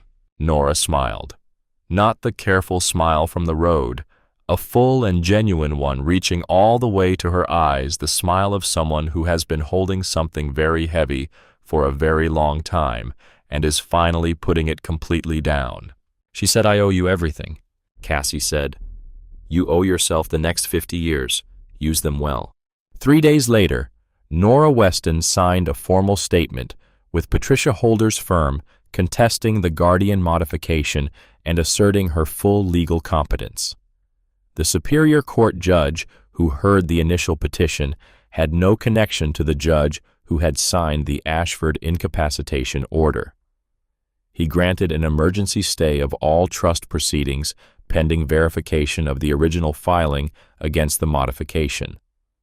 The review was expected to take 4 to 6 weeks. Victor Ashford's legal team was managing the opposition from behind the glass partition of a federal detention facility. Agent Dana Farrow was formally suspended from duty pending a joint investigation by the Office of Professional Responsibility and the Inspector General. 2 other agents in the Seattle field office were placed under review as a precautionary measure while the full scope of Farrow's activities was assessed. A federal prosecutor speaking to a reporter off the record described the Ashford case as the cleanest documented example of federal obstruction for hire the office had encountered in more than 20 years of practice. Dr. Harlan Voss submitted a voluntary statement detailing in full what Rex Merritt had given him, what he had been threatened with, what he had destroyed, and what he had not been able to entirely destroy. His statement corroborated every element of what the partial page already showed. He did not offer it as absolution. He offered it because it was the accurate account, and because continuing to withhold it would have been one more act of the same failure he had been living with. The judge who had signed Victor Ashford's incapacitation order resigned from the bench 2 weeks after the Washington State Commission on Judicial Conduct opened its inquiry, citing personal reasons. Most things took time. Cassie had learned this through the months after her father's death and through the 2 years before it, through the 18 months of working double shifts to pay bills that were not her responsibility, and through the 2 months she had spent going through his medical billing records line by line to find errors and build appeals. The things worth doing almost always took longer than they appeared to require and rarely resolved in a single clean moment. They resolved the way the work itself had gone incrementally, one verified piece at a time, until the weight of what was true exceeded the weight of what was being maintained, and things shifted. She went back to work. She rode the same routes, on the same late nights, on the same cold roads. She delivered to the same neighborhoods, used the same door codes she had memorized over 2 years, saw the same faces at the same doors. The older man on Opportunity Road was there the following Friday in his bathrobe, with his slightly embarrassed expression, and he tipped in cash as always and asked if she was warm enough. She said yes. She meant it fully. She had moved her father's cut out of the closet. It hung on a hook by her front door where she could see it when she came in and when she went out every time without exception. She had not put it on yet. She was not sure yet that she would. That was not what the hanging of it there meant. What it meant was the seeing, the daily reminder of what the thing was, not leather and patches, but a statement about how to move through the world. The only rule, he said, had actually meant anything. Ghost called her a week after the Ashford arrest. He said the OIG contact from Portland had expressed interest in a more formalized arrangement, a consulting relationship of a specific kind, someone who could operate in the spaces between official institutional capacity and operational reality, who had the skills and the qualities to see things that official processes were not positioned to see and to move in ways that official processes could not move. He said the word she had been thinking about without quite saying out loud. He said asset. She said, I do not want a title. He said, that is the correct answer. Your father said almost exactly the same words when I put a question like this to him many years ago. She said, what did you say to him when he said it? He said, I said, then tell me yes or no, and we will work everything else out as it needs to be worked out. No titles necessary. She looked at the cut hanging on the hook by the door. She looked at the note she had taken from her jacket pocket and pinned to the wall beside the hook, the small piece of notebook paper with her father's cramped and deliberate handwriting on it. The sentence that was the only rule he said had actually meant anything. She said yes. She ended the call. She put on her jacket. She picked up her helmet. She went out into the night. The city was the same city it had always been. The same dark lots and the thin streetlights and the cold that came in sideways and found all the gaps. The empty roads after 11 and the houses dark behind their windows with their people asleep inside them. The occasional shape at the edge of the headlight's reach that resolved into something solid or did not, that was nothing or was something, and the only way to know was to stop and look. She stopped. She always stopped. She always would.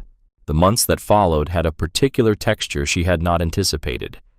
She had expected the resolution of the Ashford situation to produce a clean sense of completion, the way finishing a difficult repair produced a clean sense of completion.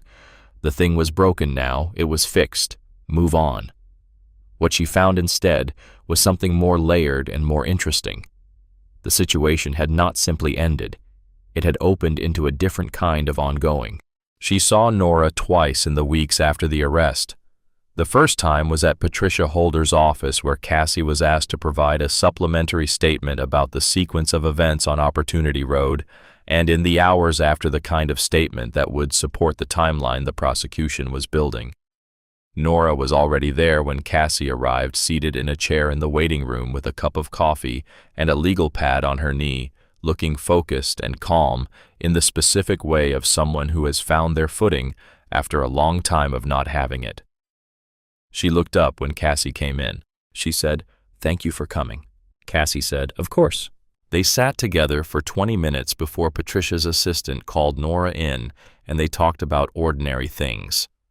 Where Nora was staying, which was a short-term rental in the South Hill neighborhood, while she and Patricia worked through the process of fully restoring her legal and financial standing. what she was eating and sleeping like, which was better than the facility and worse than ideal but improving. What she intended to do when the legal proceedings reached a stable point, which she said she had not fully decided, that she was giving herself permission not to decide yet, because deciding required a kind of forward orientation that she had not quite rebuilt after 8 months of existing entirely in the immediate present. Cassie said, "That seems like a reasonable thing to allow yourself." Nora said, "My father would have said the same thing. He was a great believer in letting things settle before you decided what they meant." She looked at Cassie. She said, "He also would have wanted to know everything about your father. I think he would have spent a long time asking you questions about him." Cassie said, "What makes you say that?" Nora said, "Because your father did something that took a very long time to work out and cost him something real to hold. And he held it anyway, and then he handed it to exactly the right person at exactly the right time. My father would have wanted to understand how someone knew to do that." Cassie thought about this. She said, "I think he did not know. I think he built the path and trusted that the path was correct, and that the person who would walk it would know it was correct when they found it." Nora said, "That is faith in a specific person." Cassie said, "Yes." Nora said, "That is not a small thing to be the object of." The second time she saw Nora was at the garage on a Saturday afternoon in February, when Ghost had asked both of them to come by for a conversation he did not describe further in the message. Cassie arrived first and found Ghost at the workbench with a map spread out and Dutch on the phone in the back office. Bear was outside doing something with the F250, and the sound of a wrench on metal came through the wall at intervals like punctuation. When Nora arrived, Ghost made coffee and they sat on the old couch and the folding chairs around the low table that Bear used as a card table on certain evenings, and Ghost said, "The two of you have a reason to know each other that goes further back than either of you were involved in. I want to tell you the rest of it." He told them about the summer night in Gerald Weston's freight warehouse when he had been 28 years old and had met Rex Merritt for the first time, two men doing similar kinds of work for a man who needed them, and had understood within an hour that they were similar kinds of people in the ways that actually mattered. He told them about the 30 years of occasional contact that had followed the specific quality of friendship that develops between people who do not see each other often, but whose mutual understanding does not require frequency to maintain itself. He told them that Rex had talked about Cassie from the beginning, had described her in terms that Ghost had at the time thought were the standard terms of a proud father, and had later revised his opinion of when he actually saw who she was. He said, "Your fathers talked about each other's children. Gerald asked about Cassie when I saw him. Rex asked about Nora. They were not close in the day-to-day way. They were close in the way of people who understood what the other one was trying to do and respected it. Gerald Weston put Nora in a trust because Rex told him once that the only thing you could do for someone you loved was build them the most secure possible ground to stand on and then trust them to know what to do with it. Gerald thought that was exactly right and designed the trust terms around it." Nora was quiet for a moment. She said, "My father designed the trust the way he did because of something Rex Merritt said to him." Ghost said, "The age clause specifically, the 25th year provision. Gerald asked him once what age seemed right to him for a young woman to be able to make fully informed decisions about the management of a large asset. Rex said old enough to have made some mistakes and learned from them. Gerald thought about that and put 25 in the document." Nora said Rex Merritt saved the trust. Ghost said, "He said something that helped Gerald design it correctly. Whether he knew at the time that the design would matter the way it did, I cannot say. I think it was the kind of thing that was true generally and turned out to be important specifically, which is how most of the things that matter actually work." They sat with that for a moment. Cassie looked at the map on the workbench, which was not a map of anywhere she recognized some other situation Dutch was apparently working through from the back office. The garage was warm and smelled like oil and coffee, and the cold that came in through the gaps around the door, and outside the February light was doing what February light did in Spokane, existing apologetically in the space between winter and the idea of spring. She said, "My father talked to Gerald Weston about how to protect Nora, and Gerald's design of that protection eventually made it possible for Nora to be protected. My father found out about Ashford and held the documentation for the right moment, and the documentation made it possible to protect Nora when someone finally had the position and the information and the connections to act on it. And the person in the right position was me, because my father spent 22 years teaching me to be the kind of person who stops, who looks, who does not drive past. So the protection that exists for Nora was built by two men over 30 years through conversations and decisions that neither of them knew would matter in this specific way." Ghost said yes. She said, "That is a strange thing to sit with." He said, "It is the thing most people never get to see about the things they do. Most actions do not come back to you in a form you can recognize. Most of the time you do something right, and you do not get to know what it was ultimately part of. Your father got to see the shape of it from the dying end of it. That is not nothing." Nora said, "My father got to see that Cassie existed. He met her when she was 11.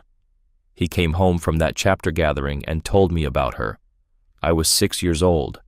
I did not fully understand what he was telling me, but I remember that he said, 'I met a girl today who is going to do important things.'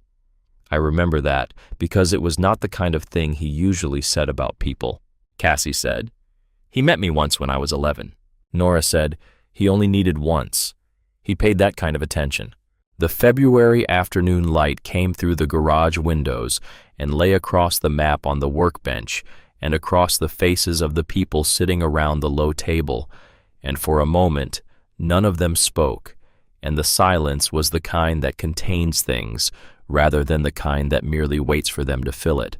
Then Dutch came out of the back office, still on his phone, and held up 2 fingers at Ghost, which apparently meant something specific, because Ghost stood immediately and said, "Excuse me," and they went into the back together, and the moment the silence had been holding dispersed into the ordinary motion of an afternoon.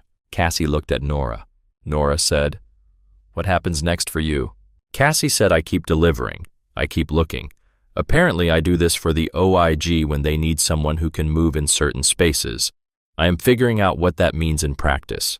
Nora said, "What happens next for me is that I figure out who I am when I am not managing a crisis or surviving one. I was a nurse before all of this. I was good at it. I would like to go back to being that. But I think I am also something else now, something that the last 8 months added to me that was not there before. I am still identifying what that is." Cassie said, "You recorded 16 conversations through a wall for 8 months while waiting for someone to come. That is a kind of something." Nora said, "It is stubbornness in a clinical environment."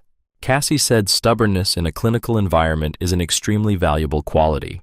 Nora smiled. She said, "My father would have liked you very much." Cassie said, "My father would have liked you very much." They stayed another hour until the light outside faded to the colorless gray of February late afternoon, and the garage got darker, and Bear came in from outside, stomping snow off his boots, and Ghost and Dutch came out of the back with the map folded and something in Dutch's expression that meant the phone call had resolved in a direction that was either good or at least manageable. Cassie rode home in the cold. She parked the bike in the narrow lot behind her building and covered it methodically the way she covered it every night, the bungee cords in their particular order, the cover tucked at the wheels. She went up the stairs and unlocked her apartment and hung her jacket on the hook beside the cut. She looked at the cut for a moment. The leather, the faded patches, the specific weight and character of a thing that had been lived in for a long time. She took it off the hook. She put it on. It was too big for her, designed for Rex Merritt's broader shoulders and longer arms, and it hung on her in a way that was more draped than worn. But it was warm, and it smelled like oil and old leather, and something else she could not name, except by saying it smelled like the garage and the river road and the quality of the air on a cold night when you were moving through it at speed with the road opening ahead of you and nothing between you and whatever was coming. She stood in her kitchen with her father's cut on her shoulders and looked at the note pinned to the wall beside where it usually hung. When you see something wrong and you have the ability to do something about it, you do not have the right to look away. She took it off. She hung it back on the hook. Not yet. When the time was right. She would know when it was right the same way he had known she would know. She made coffee. She sat at the kitchen table. She opened her laptop and pulled up the message Dutch had forwarded through the encrypted channel, the one she had read twice earlier and marked to come back to. She read it again. It was a description of a situation in a different part of the city, a different neighborhood, a different kind of problem, the kind of problem that had no official solution and would not find one on its own, the kind that needed someone who could see it clearly and move in the space between the seeing and the doing, someone outside the structures that protected the problem. She pulled the yellow legal pad toward her. She wrote a name at the top. She started building the timeline. Outside, the winter held and the city was quiet, and the stars came and went behind the moving clouds, and the road waited cold and specific and real. She was ready. There is a specific quality to the dark on the industrial east side of Spokane after midnight that differs from the dark elsewhere in the city, and Cassie had learned to read it the way she had learned to read road surfaces and weather and the behavior of other vehicles. The dark out here was not the dark of residential neighborhoods, which had a domestic texture to it.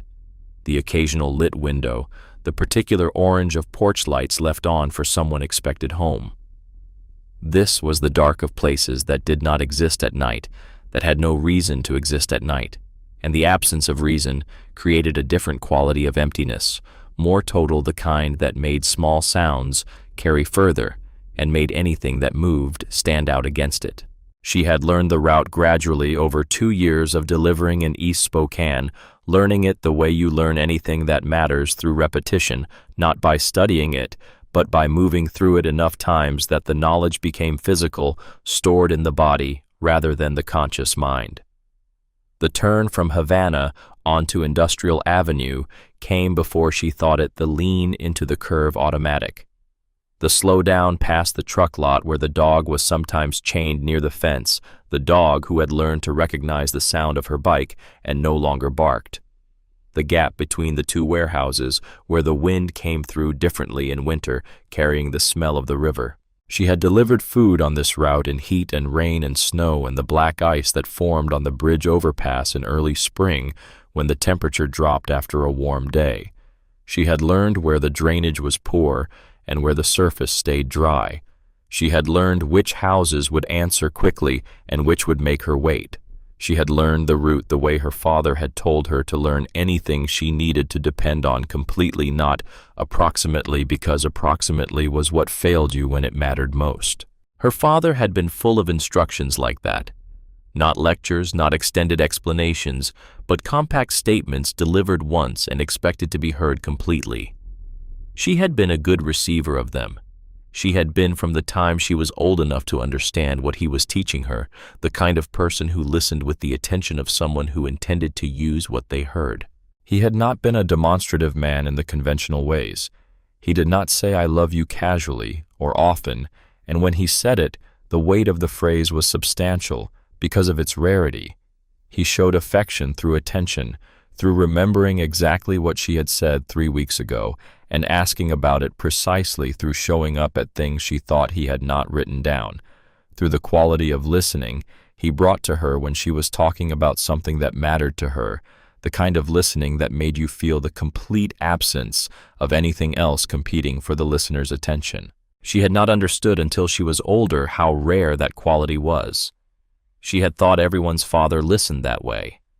She had discovered gradually that this was not the case, and the discovery had made her appreciate it, retroactively had given shape and name to something she had taken for granted, the way you take for granted anything that has always been present. On the night she found the box, she had sat with the cut spread across the kitchen table for a long time before she opened the note. The leather was cold from the closet, and it warmed slowly under her hands, and she had thought about all the miles it had been worn, all the weather it had taken, all the events it had been present at that she did not know about because he had not told her and she had not asked. He had put it away when she was 9, old enough to understand something was changing, but not old enough to understand exactly what, and by the time she was old enough to understand it, he did not talk about it, except obliquely. She had been afraid of the note she understood now. She had been afraid that it would be something she would have to know and that she was not ready to know. She had delayed opening the box the way you delay opening certain things when you sense they will change you and you are not certain you want to be changed yet. She had been wrong to delay it. The note had not changed her. It had named what was already there. In the days after Nora's release in the ordinary work of going back to her deliveries and her classes at the community college and her small apartment, Cassie found herself returning to the question of her father in a new way. Not the grief question which she had been living with for 2.5 years and had reached some accommodation with. A different question, the question of what he had known and when, and what it had cost him not to act on it, and whether she would have done the same in his position. She thought she probably would not have, but she was not entirely certain. She thought the specific quality of fear he had described, the strategic fear, the fear of institutional power you did not know how to fight, was something she had not yet been tested by in the way he had been tested by it. She had been afraid on the road when the Suburban drove away with Nora in it.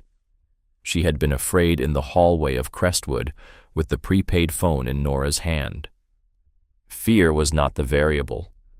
The variable was what you did while you were afraid.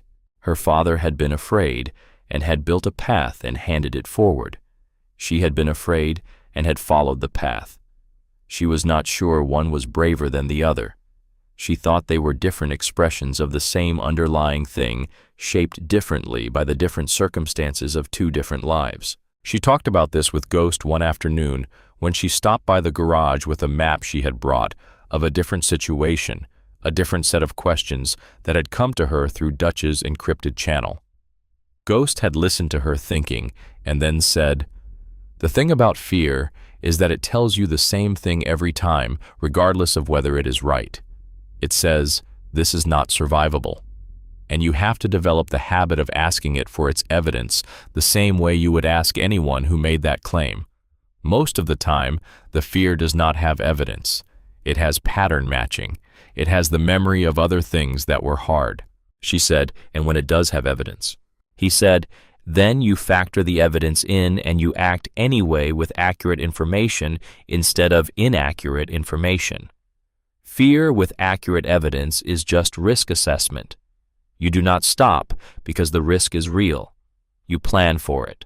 She thought about this. She said, "He never told me he was afraid." Ghost said, "He was not afraid of the right things long enough to make the fear into a habit. The strategic fear was new to him. He had spent his life outside systems, and outside systems you fight with what you have, and he knew what he had. Inside the system was different. Inside the system, the legitimacy of the structure could be used against you in ways that physical capacity could not address." She said, "He figured out how to use you." Ghost said, "He figured out how to use time. I was the tool he left it with." She said, "That is a strange thing to be." He said, "It is exactly what I agreed to be when I shook his hand in Gerald Weston's warehouse 30 years ago. Some agreements take a long time to fulfill. That does not make them less binding." The case against Victor Ashford moved through its procedural stages with the methodical pace of federal prosecution, which was slow and thorough, and not something Cassie could affect or accelerate. Patricia Holder kept her informed of the relevant developments, the trust modification successfully invalidated in a summary judgment that took 11 days from the initial filing, the original trust restored, the independent trustee reinstated. Nora's legal status fully established as competent and unimpaired. The federal charges formalized into a 64-page indictment covering bribery, obstruction, and civil rights violations across an 18-month period. The civil commitment order was vacated. The judge who had signed it resigned from the bench. Cassie was not in court for any of these proceedings. She was not a party to them. Her role had been completed at the workbench in the garage on a January night, and everything that followed was the institutional work of translating what had happened in that garage into the language of official processes, which was necessary, but was not her work. Her work was the road. She thought about this on a night 3 weeks after the arrest, when she was riding the Havana route in a snowfall light enough not to be dangerous but heavy enough to blur the streetlights into soft columns of yellow in the dark. She was thinking about the note in her pocket and the letter in the shoebox on her dresser, which she had moved there from the manila envelope, and she was thinking about the sentence that had been in her mind since the morning in the garage: when you see something wrong and you have the ability to do something about it, you do not have the right to look away. She had grown up with that sentence without knowing she had grown up with it. It had been the operating principle of her life before she knew it had a formulation, before she found the note that named it. She had lived it in small ways for years, the time she had spent 30 minutes on a frozen highway with a car that had slid into a ditch until the driver was calm enough to call their own people. The time she had filed a formal complaint about a delivery driver who was arriving at destinations visibly impaired, knowing it might affect her own rating in the system, and had done it anyway. The time she had driven back to a house on her route at midnight because she had noticed during the delivery that the porch light was lying on its side in the snow and the door was hanging slightly open, and something about the combination was wrong, and had found an elderly woman who had fallen and been on the floor for 3 hours. The note had not created the habit. The habit had created the person who could read the note and know immediately that it was exactly right. She had told Nora, "Finding what does not belong is what I am." She had meant it precisely. It was not something she had decided to be or trained herself to be. It was simply what she found herself doing when the opportunity presented itself, which was most nights, if you were paying attention. The world was full of things that did not belong in the places they were. Most of them were small and had simple solutions. The ones that cost more than a minute were rarer, but they were not as rare as the people who acted on them. She could live with being that person. She had always lived with it. The only thing that had changed was that now she had a name for it, and a path that connected her to the people who had built the name and the path before her. She had one more delivery on the Havana route, a package of takeout sushi ordered at 11:15 from a restaurant that closed at 10. The house was on a side street between two warehouses, a narrow older house that did not quite belong to the industrial character of the street, and had presumably been there before the street became industrial, a holdout from an earlier geography of the city. A man lived there who ordered sushi on Friday nights and always signed the confirmation with his first name and a small drawing of a fish, and Cassie had been delivering to him for 8 months and had never seen his face because he always left the door slightly ajar and the payment through the app, and took the bag from the small table on the porch while she was still on the steps. She liked that arrangement. The system they had developed without discussing it. She did not have to knock. He did not have to navigate the social dynamics of a door opening at midnight. It worked perfectly and required nothing of either of them beyond the minimal transaction at its core. She pulled up to the house and killed the engine. The street was quiet with the industrial quiet of late Friday nights in this part of the city, the absence of the incidental sounds of habitation. The snow had stopped and the air was very clear and cold and still. The porch light was on, which it always was, and the door was cracked, which it always was, and the small table was there, which it always was. She took the bag and climbed the porch steps and set the bag on the table. Then she stood still for a moment because something was different. Not wrong necessarily. Different. The door was open a few inches more than its usual crack. Through the gap she could see a slice of the interior hallway and a portion of what appeared to be a figure sitting in a chair at the far end of the hall, very still, not moving. Very still was different from the stillness of someone watching television or reading or being in a room occupied with a quiet task. Very still was a specific kind of still that her body recognized before her mind had processed the information. She knocked on the door frame. No response. She knocked again harder. From inside, from the figure at the end of the hall, a sound. Not words. A sound that was the beginning of words and had not made it that far. She pushed the door open. Later, she would describe the next 11 minutes as completely ordinary, in the way that the most important things in a life were always ordinary, a sequence of specific, necessary actions performed without drama, because drama was not useful in a situation that required everything you had to be useful. She called 911 with one hand and knelt beside the man with the other, and did what she could with what she had, which was not much, but was more than nothing, which was the whole principle. The ambulance arrived in 9 minutes. The man survived.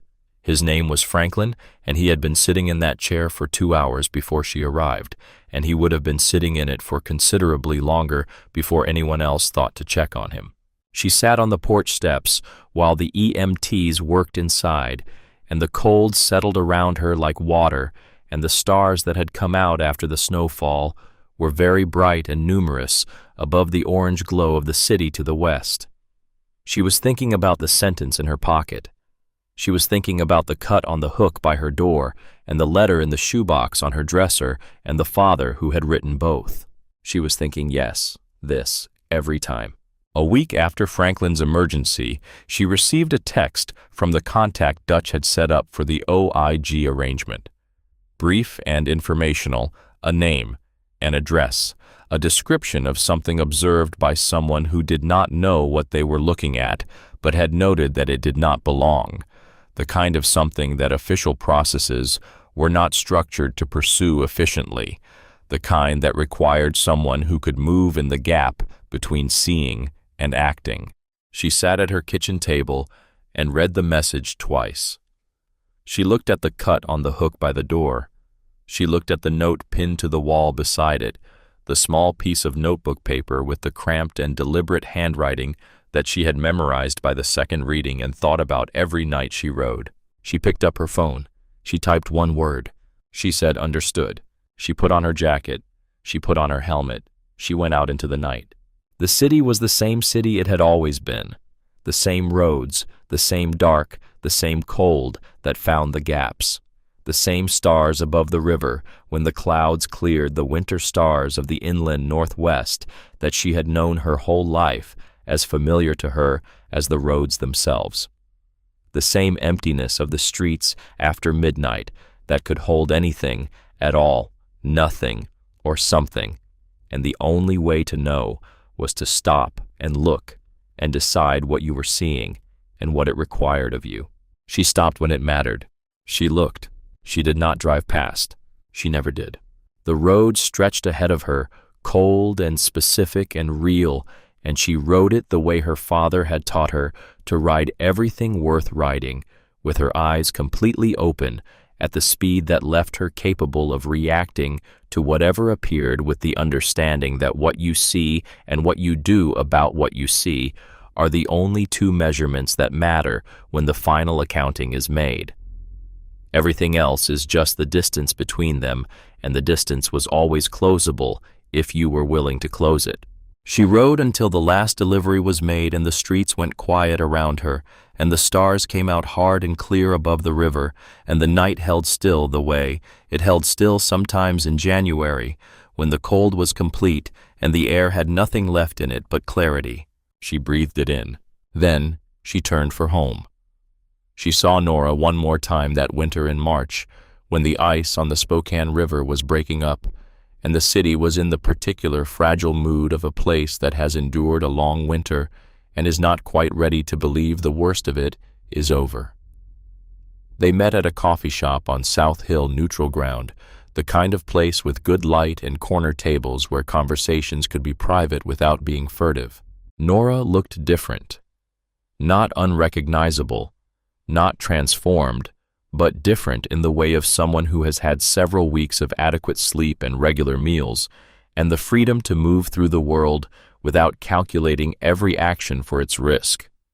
She was wearing her own clothes. She looked like herself, which was the most significant change. She said, "The court issued the final ruling on the trust modification last week. The modification is void. The original terms are fully restored. The independent trustee has been reinstated." Cassie said, "Patricia told me." That was quick. Nora said Victor's attorneys did not contest it as hard as they might have.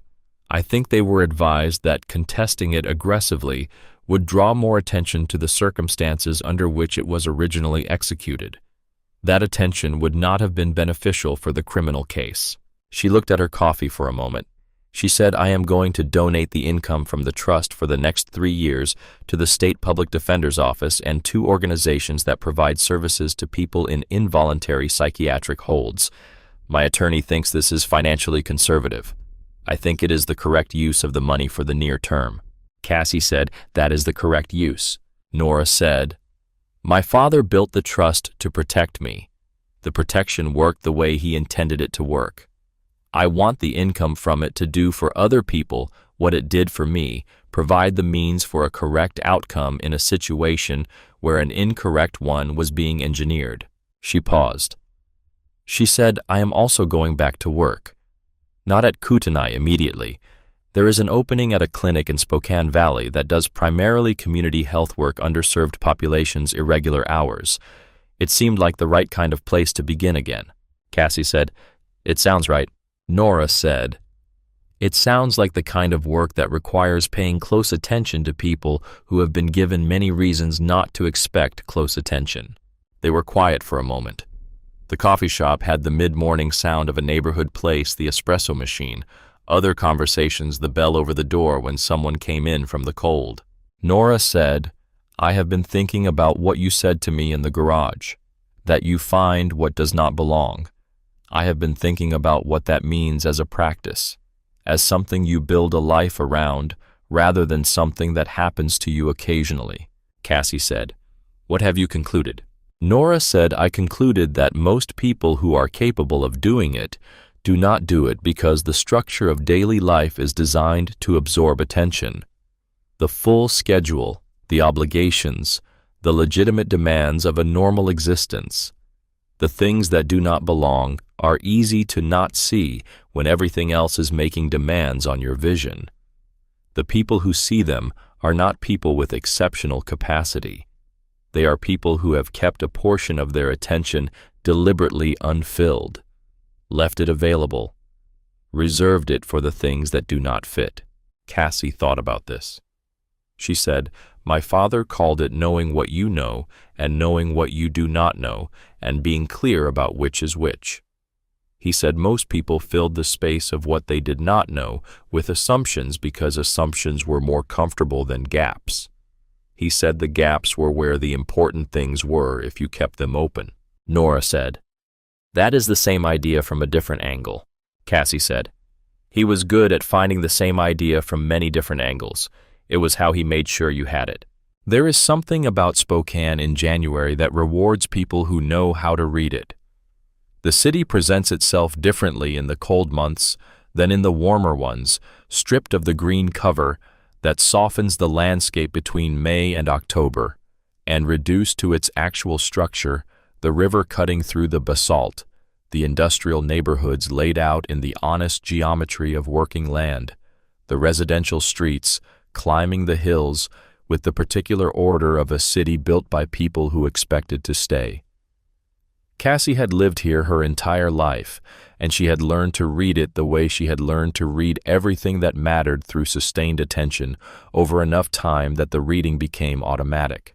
She had grown up on the East Side and had stayed on the East Side because the East Side was where the work was and where the rents were still within reach, and where the distances between the things she needed to get to were manageable on a motorcycle. She had lived in 4 different apartments since her father's death, and all 4 of them had been within a mile of each other, the kind of proximity that was either a failure of ambition or a success of rootedness, depending on how you looked at it. She preferred the second interpretation. She had thought about it long enough to feel settled in it. Her father had also preferred the East Side, had lived there his entire time in Spokane, had understood it in the way of someone who has never left a place long enough to see it from the outside, and has therefore developed an intimacy with it that people who go away and come back never quite achieve. He knew which alleys flooded in spring, which blocks had the best mechanics, and which ones had the ones who would sell you back your own broken part and call it a fix, which restaurants stayed open when the weather was genuinely dangerous, and which ones closed early if there was snow on the horizon. He had passed this knowledge to Cassie the way he passed most things, not as explicit instruction, but as the accumulated practice of a life lived attentively available for observation by anyone who was paying attention. She had been paying attention. The question she had been sitting with in the weeks after the Ashford situation resolved was not the question of whether she had done the right thing. She had not spent a single moment in doubt about that which was itself a kind of answer about who she was. The question she was sitting with was the question of what it meant to do this thing consistently over time as a practice rather than as a response to a single emergency. It was one thing to stop on a road at midnight because something was obviously wrong and she happened to be there. It was another thing to build a life around the habit of stopping to make the stopping into a practice that could be sustained and directed and used. She had said yes to Ghost's question about the OIG arrangement without fully knowing what she was saying yes to.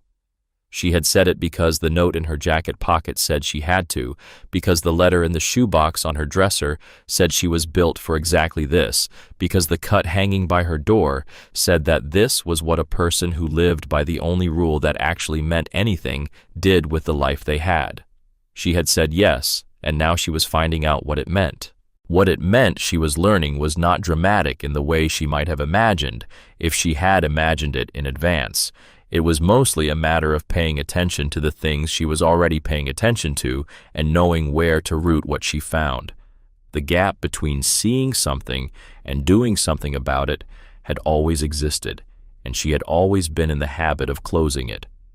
The OIG arrangement gave the closing of it a structure, a set of people and channels and resources that could receive what she found and do something with it that was larger than what she could do alone. This was what her father had meant by the ability to do something, not just physical capability, the infrastructure to make the action effective. And the infrastructure was what he had been building when he handed the trust page to Ghost and the letter to her, the connective tissue between what she could see and what could be done about it, assembled over years, waiting for the right person to inhabit it. She thought about this a great deal while she was riding. The routes gave her time the long, familiar roads of East Spokane that she could navigate without conscious effort, leaving her mind free to work on whatever was in it. She thought about her father, and about Ghost, and about Gerald Weston, and the conversations those three men had had over 30 years that had built the ground she was standing on without any of them knowing exactly what they were building. She thought about the specific quality of trust that allowed a man to put a document in a safe and wait without knowing how long he would wait or exactly who would come trusting, only that the structure he had built was sound.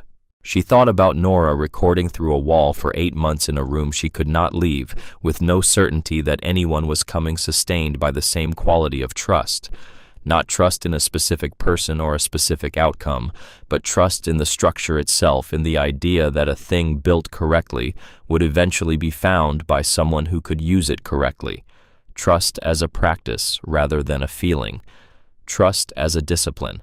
She had not been raised to use the word faith, but she thought this was what faith looked like from the inside when stripped of its vocabulary. The willingness to build something correctly and leave it and not know how long you would wait. She rode past the construction site on Division where her father's name was on no sign, but his money had never touched past the tire shop on Havana, where the man who had sold him his last set of tires in the year he died was still there behind the counter on the days she rode past at noon, past the river trail entrance where she had come off her bicycle at 8 years old, and he had knelt beside her and named what was real. The city was full of the places where his life had intersected with hers, and she had been riding through them for 22 years without always knowing that was what she was doing.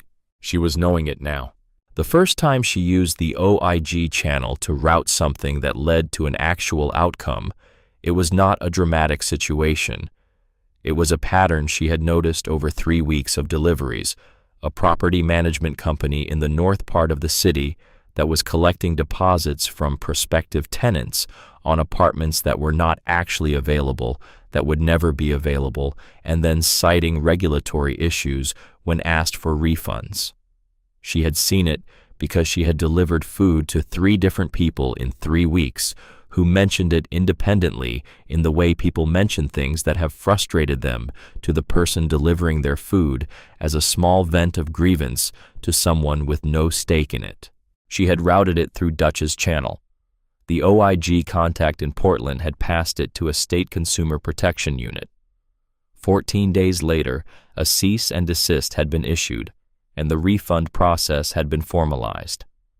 She had not been acknowledged in any of this and had not expected to be. The outcome was the acknowledgement. She thought about what Dutch had said in the garage doorway: soldiers do not always get to fight their own battles. Sometimes the work is to prepare the ground for the person who comes after you. She thought he had said this about her father, but she was beginning to understand he might also have been saying it about her. That the preparing of ground was not only what her father had done for her, not only what Ghost had done by holding the document and waiting.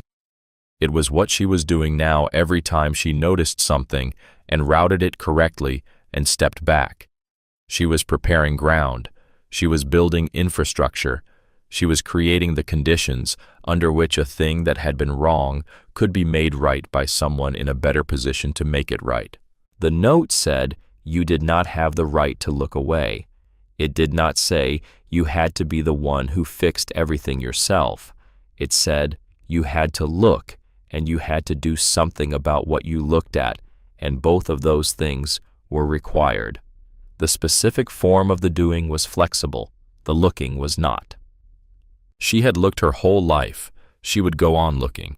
The road stretched ahead of her in the headlight, and the cold pressed against her from all sides, and the stars were out above the river, and the city was quiet with the specific deep quiet of January after midnight, when everyone who had somewhere to be had gotten there, and the roads belonged to the people who drove them for reasons the daylight hours did not accommodate. She rode and she looked, and she thought about the man in the photograph at the edge of a wedding she had not attended, standing straight-backed and watching with gray eyes that were calm and direct, and already looking for the thing that did not belong. She thought about the note in her jacket pocket, the fold lines gone soft from 3 weeks of being carried before she pinned it to the wall, the handwriting of a man who had taught himself to write clearly because he had not gone to school long enough to have it taught to him properly. She thought about the cut on the hook by her door waiting. She thought about what she was. The road told her. The road always told her. She was the first person who stopped.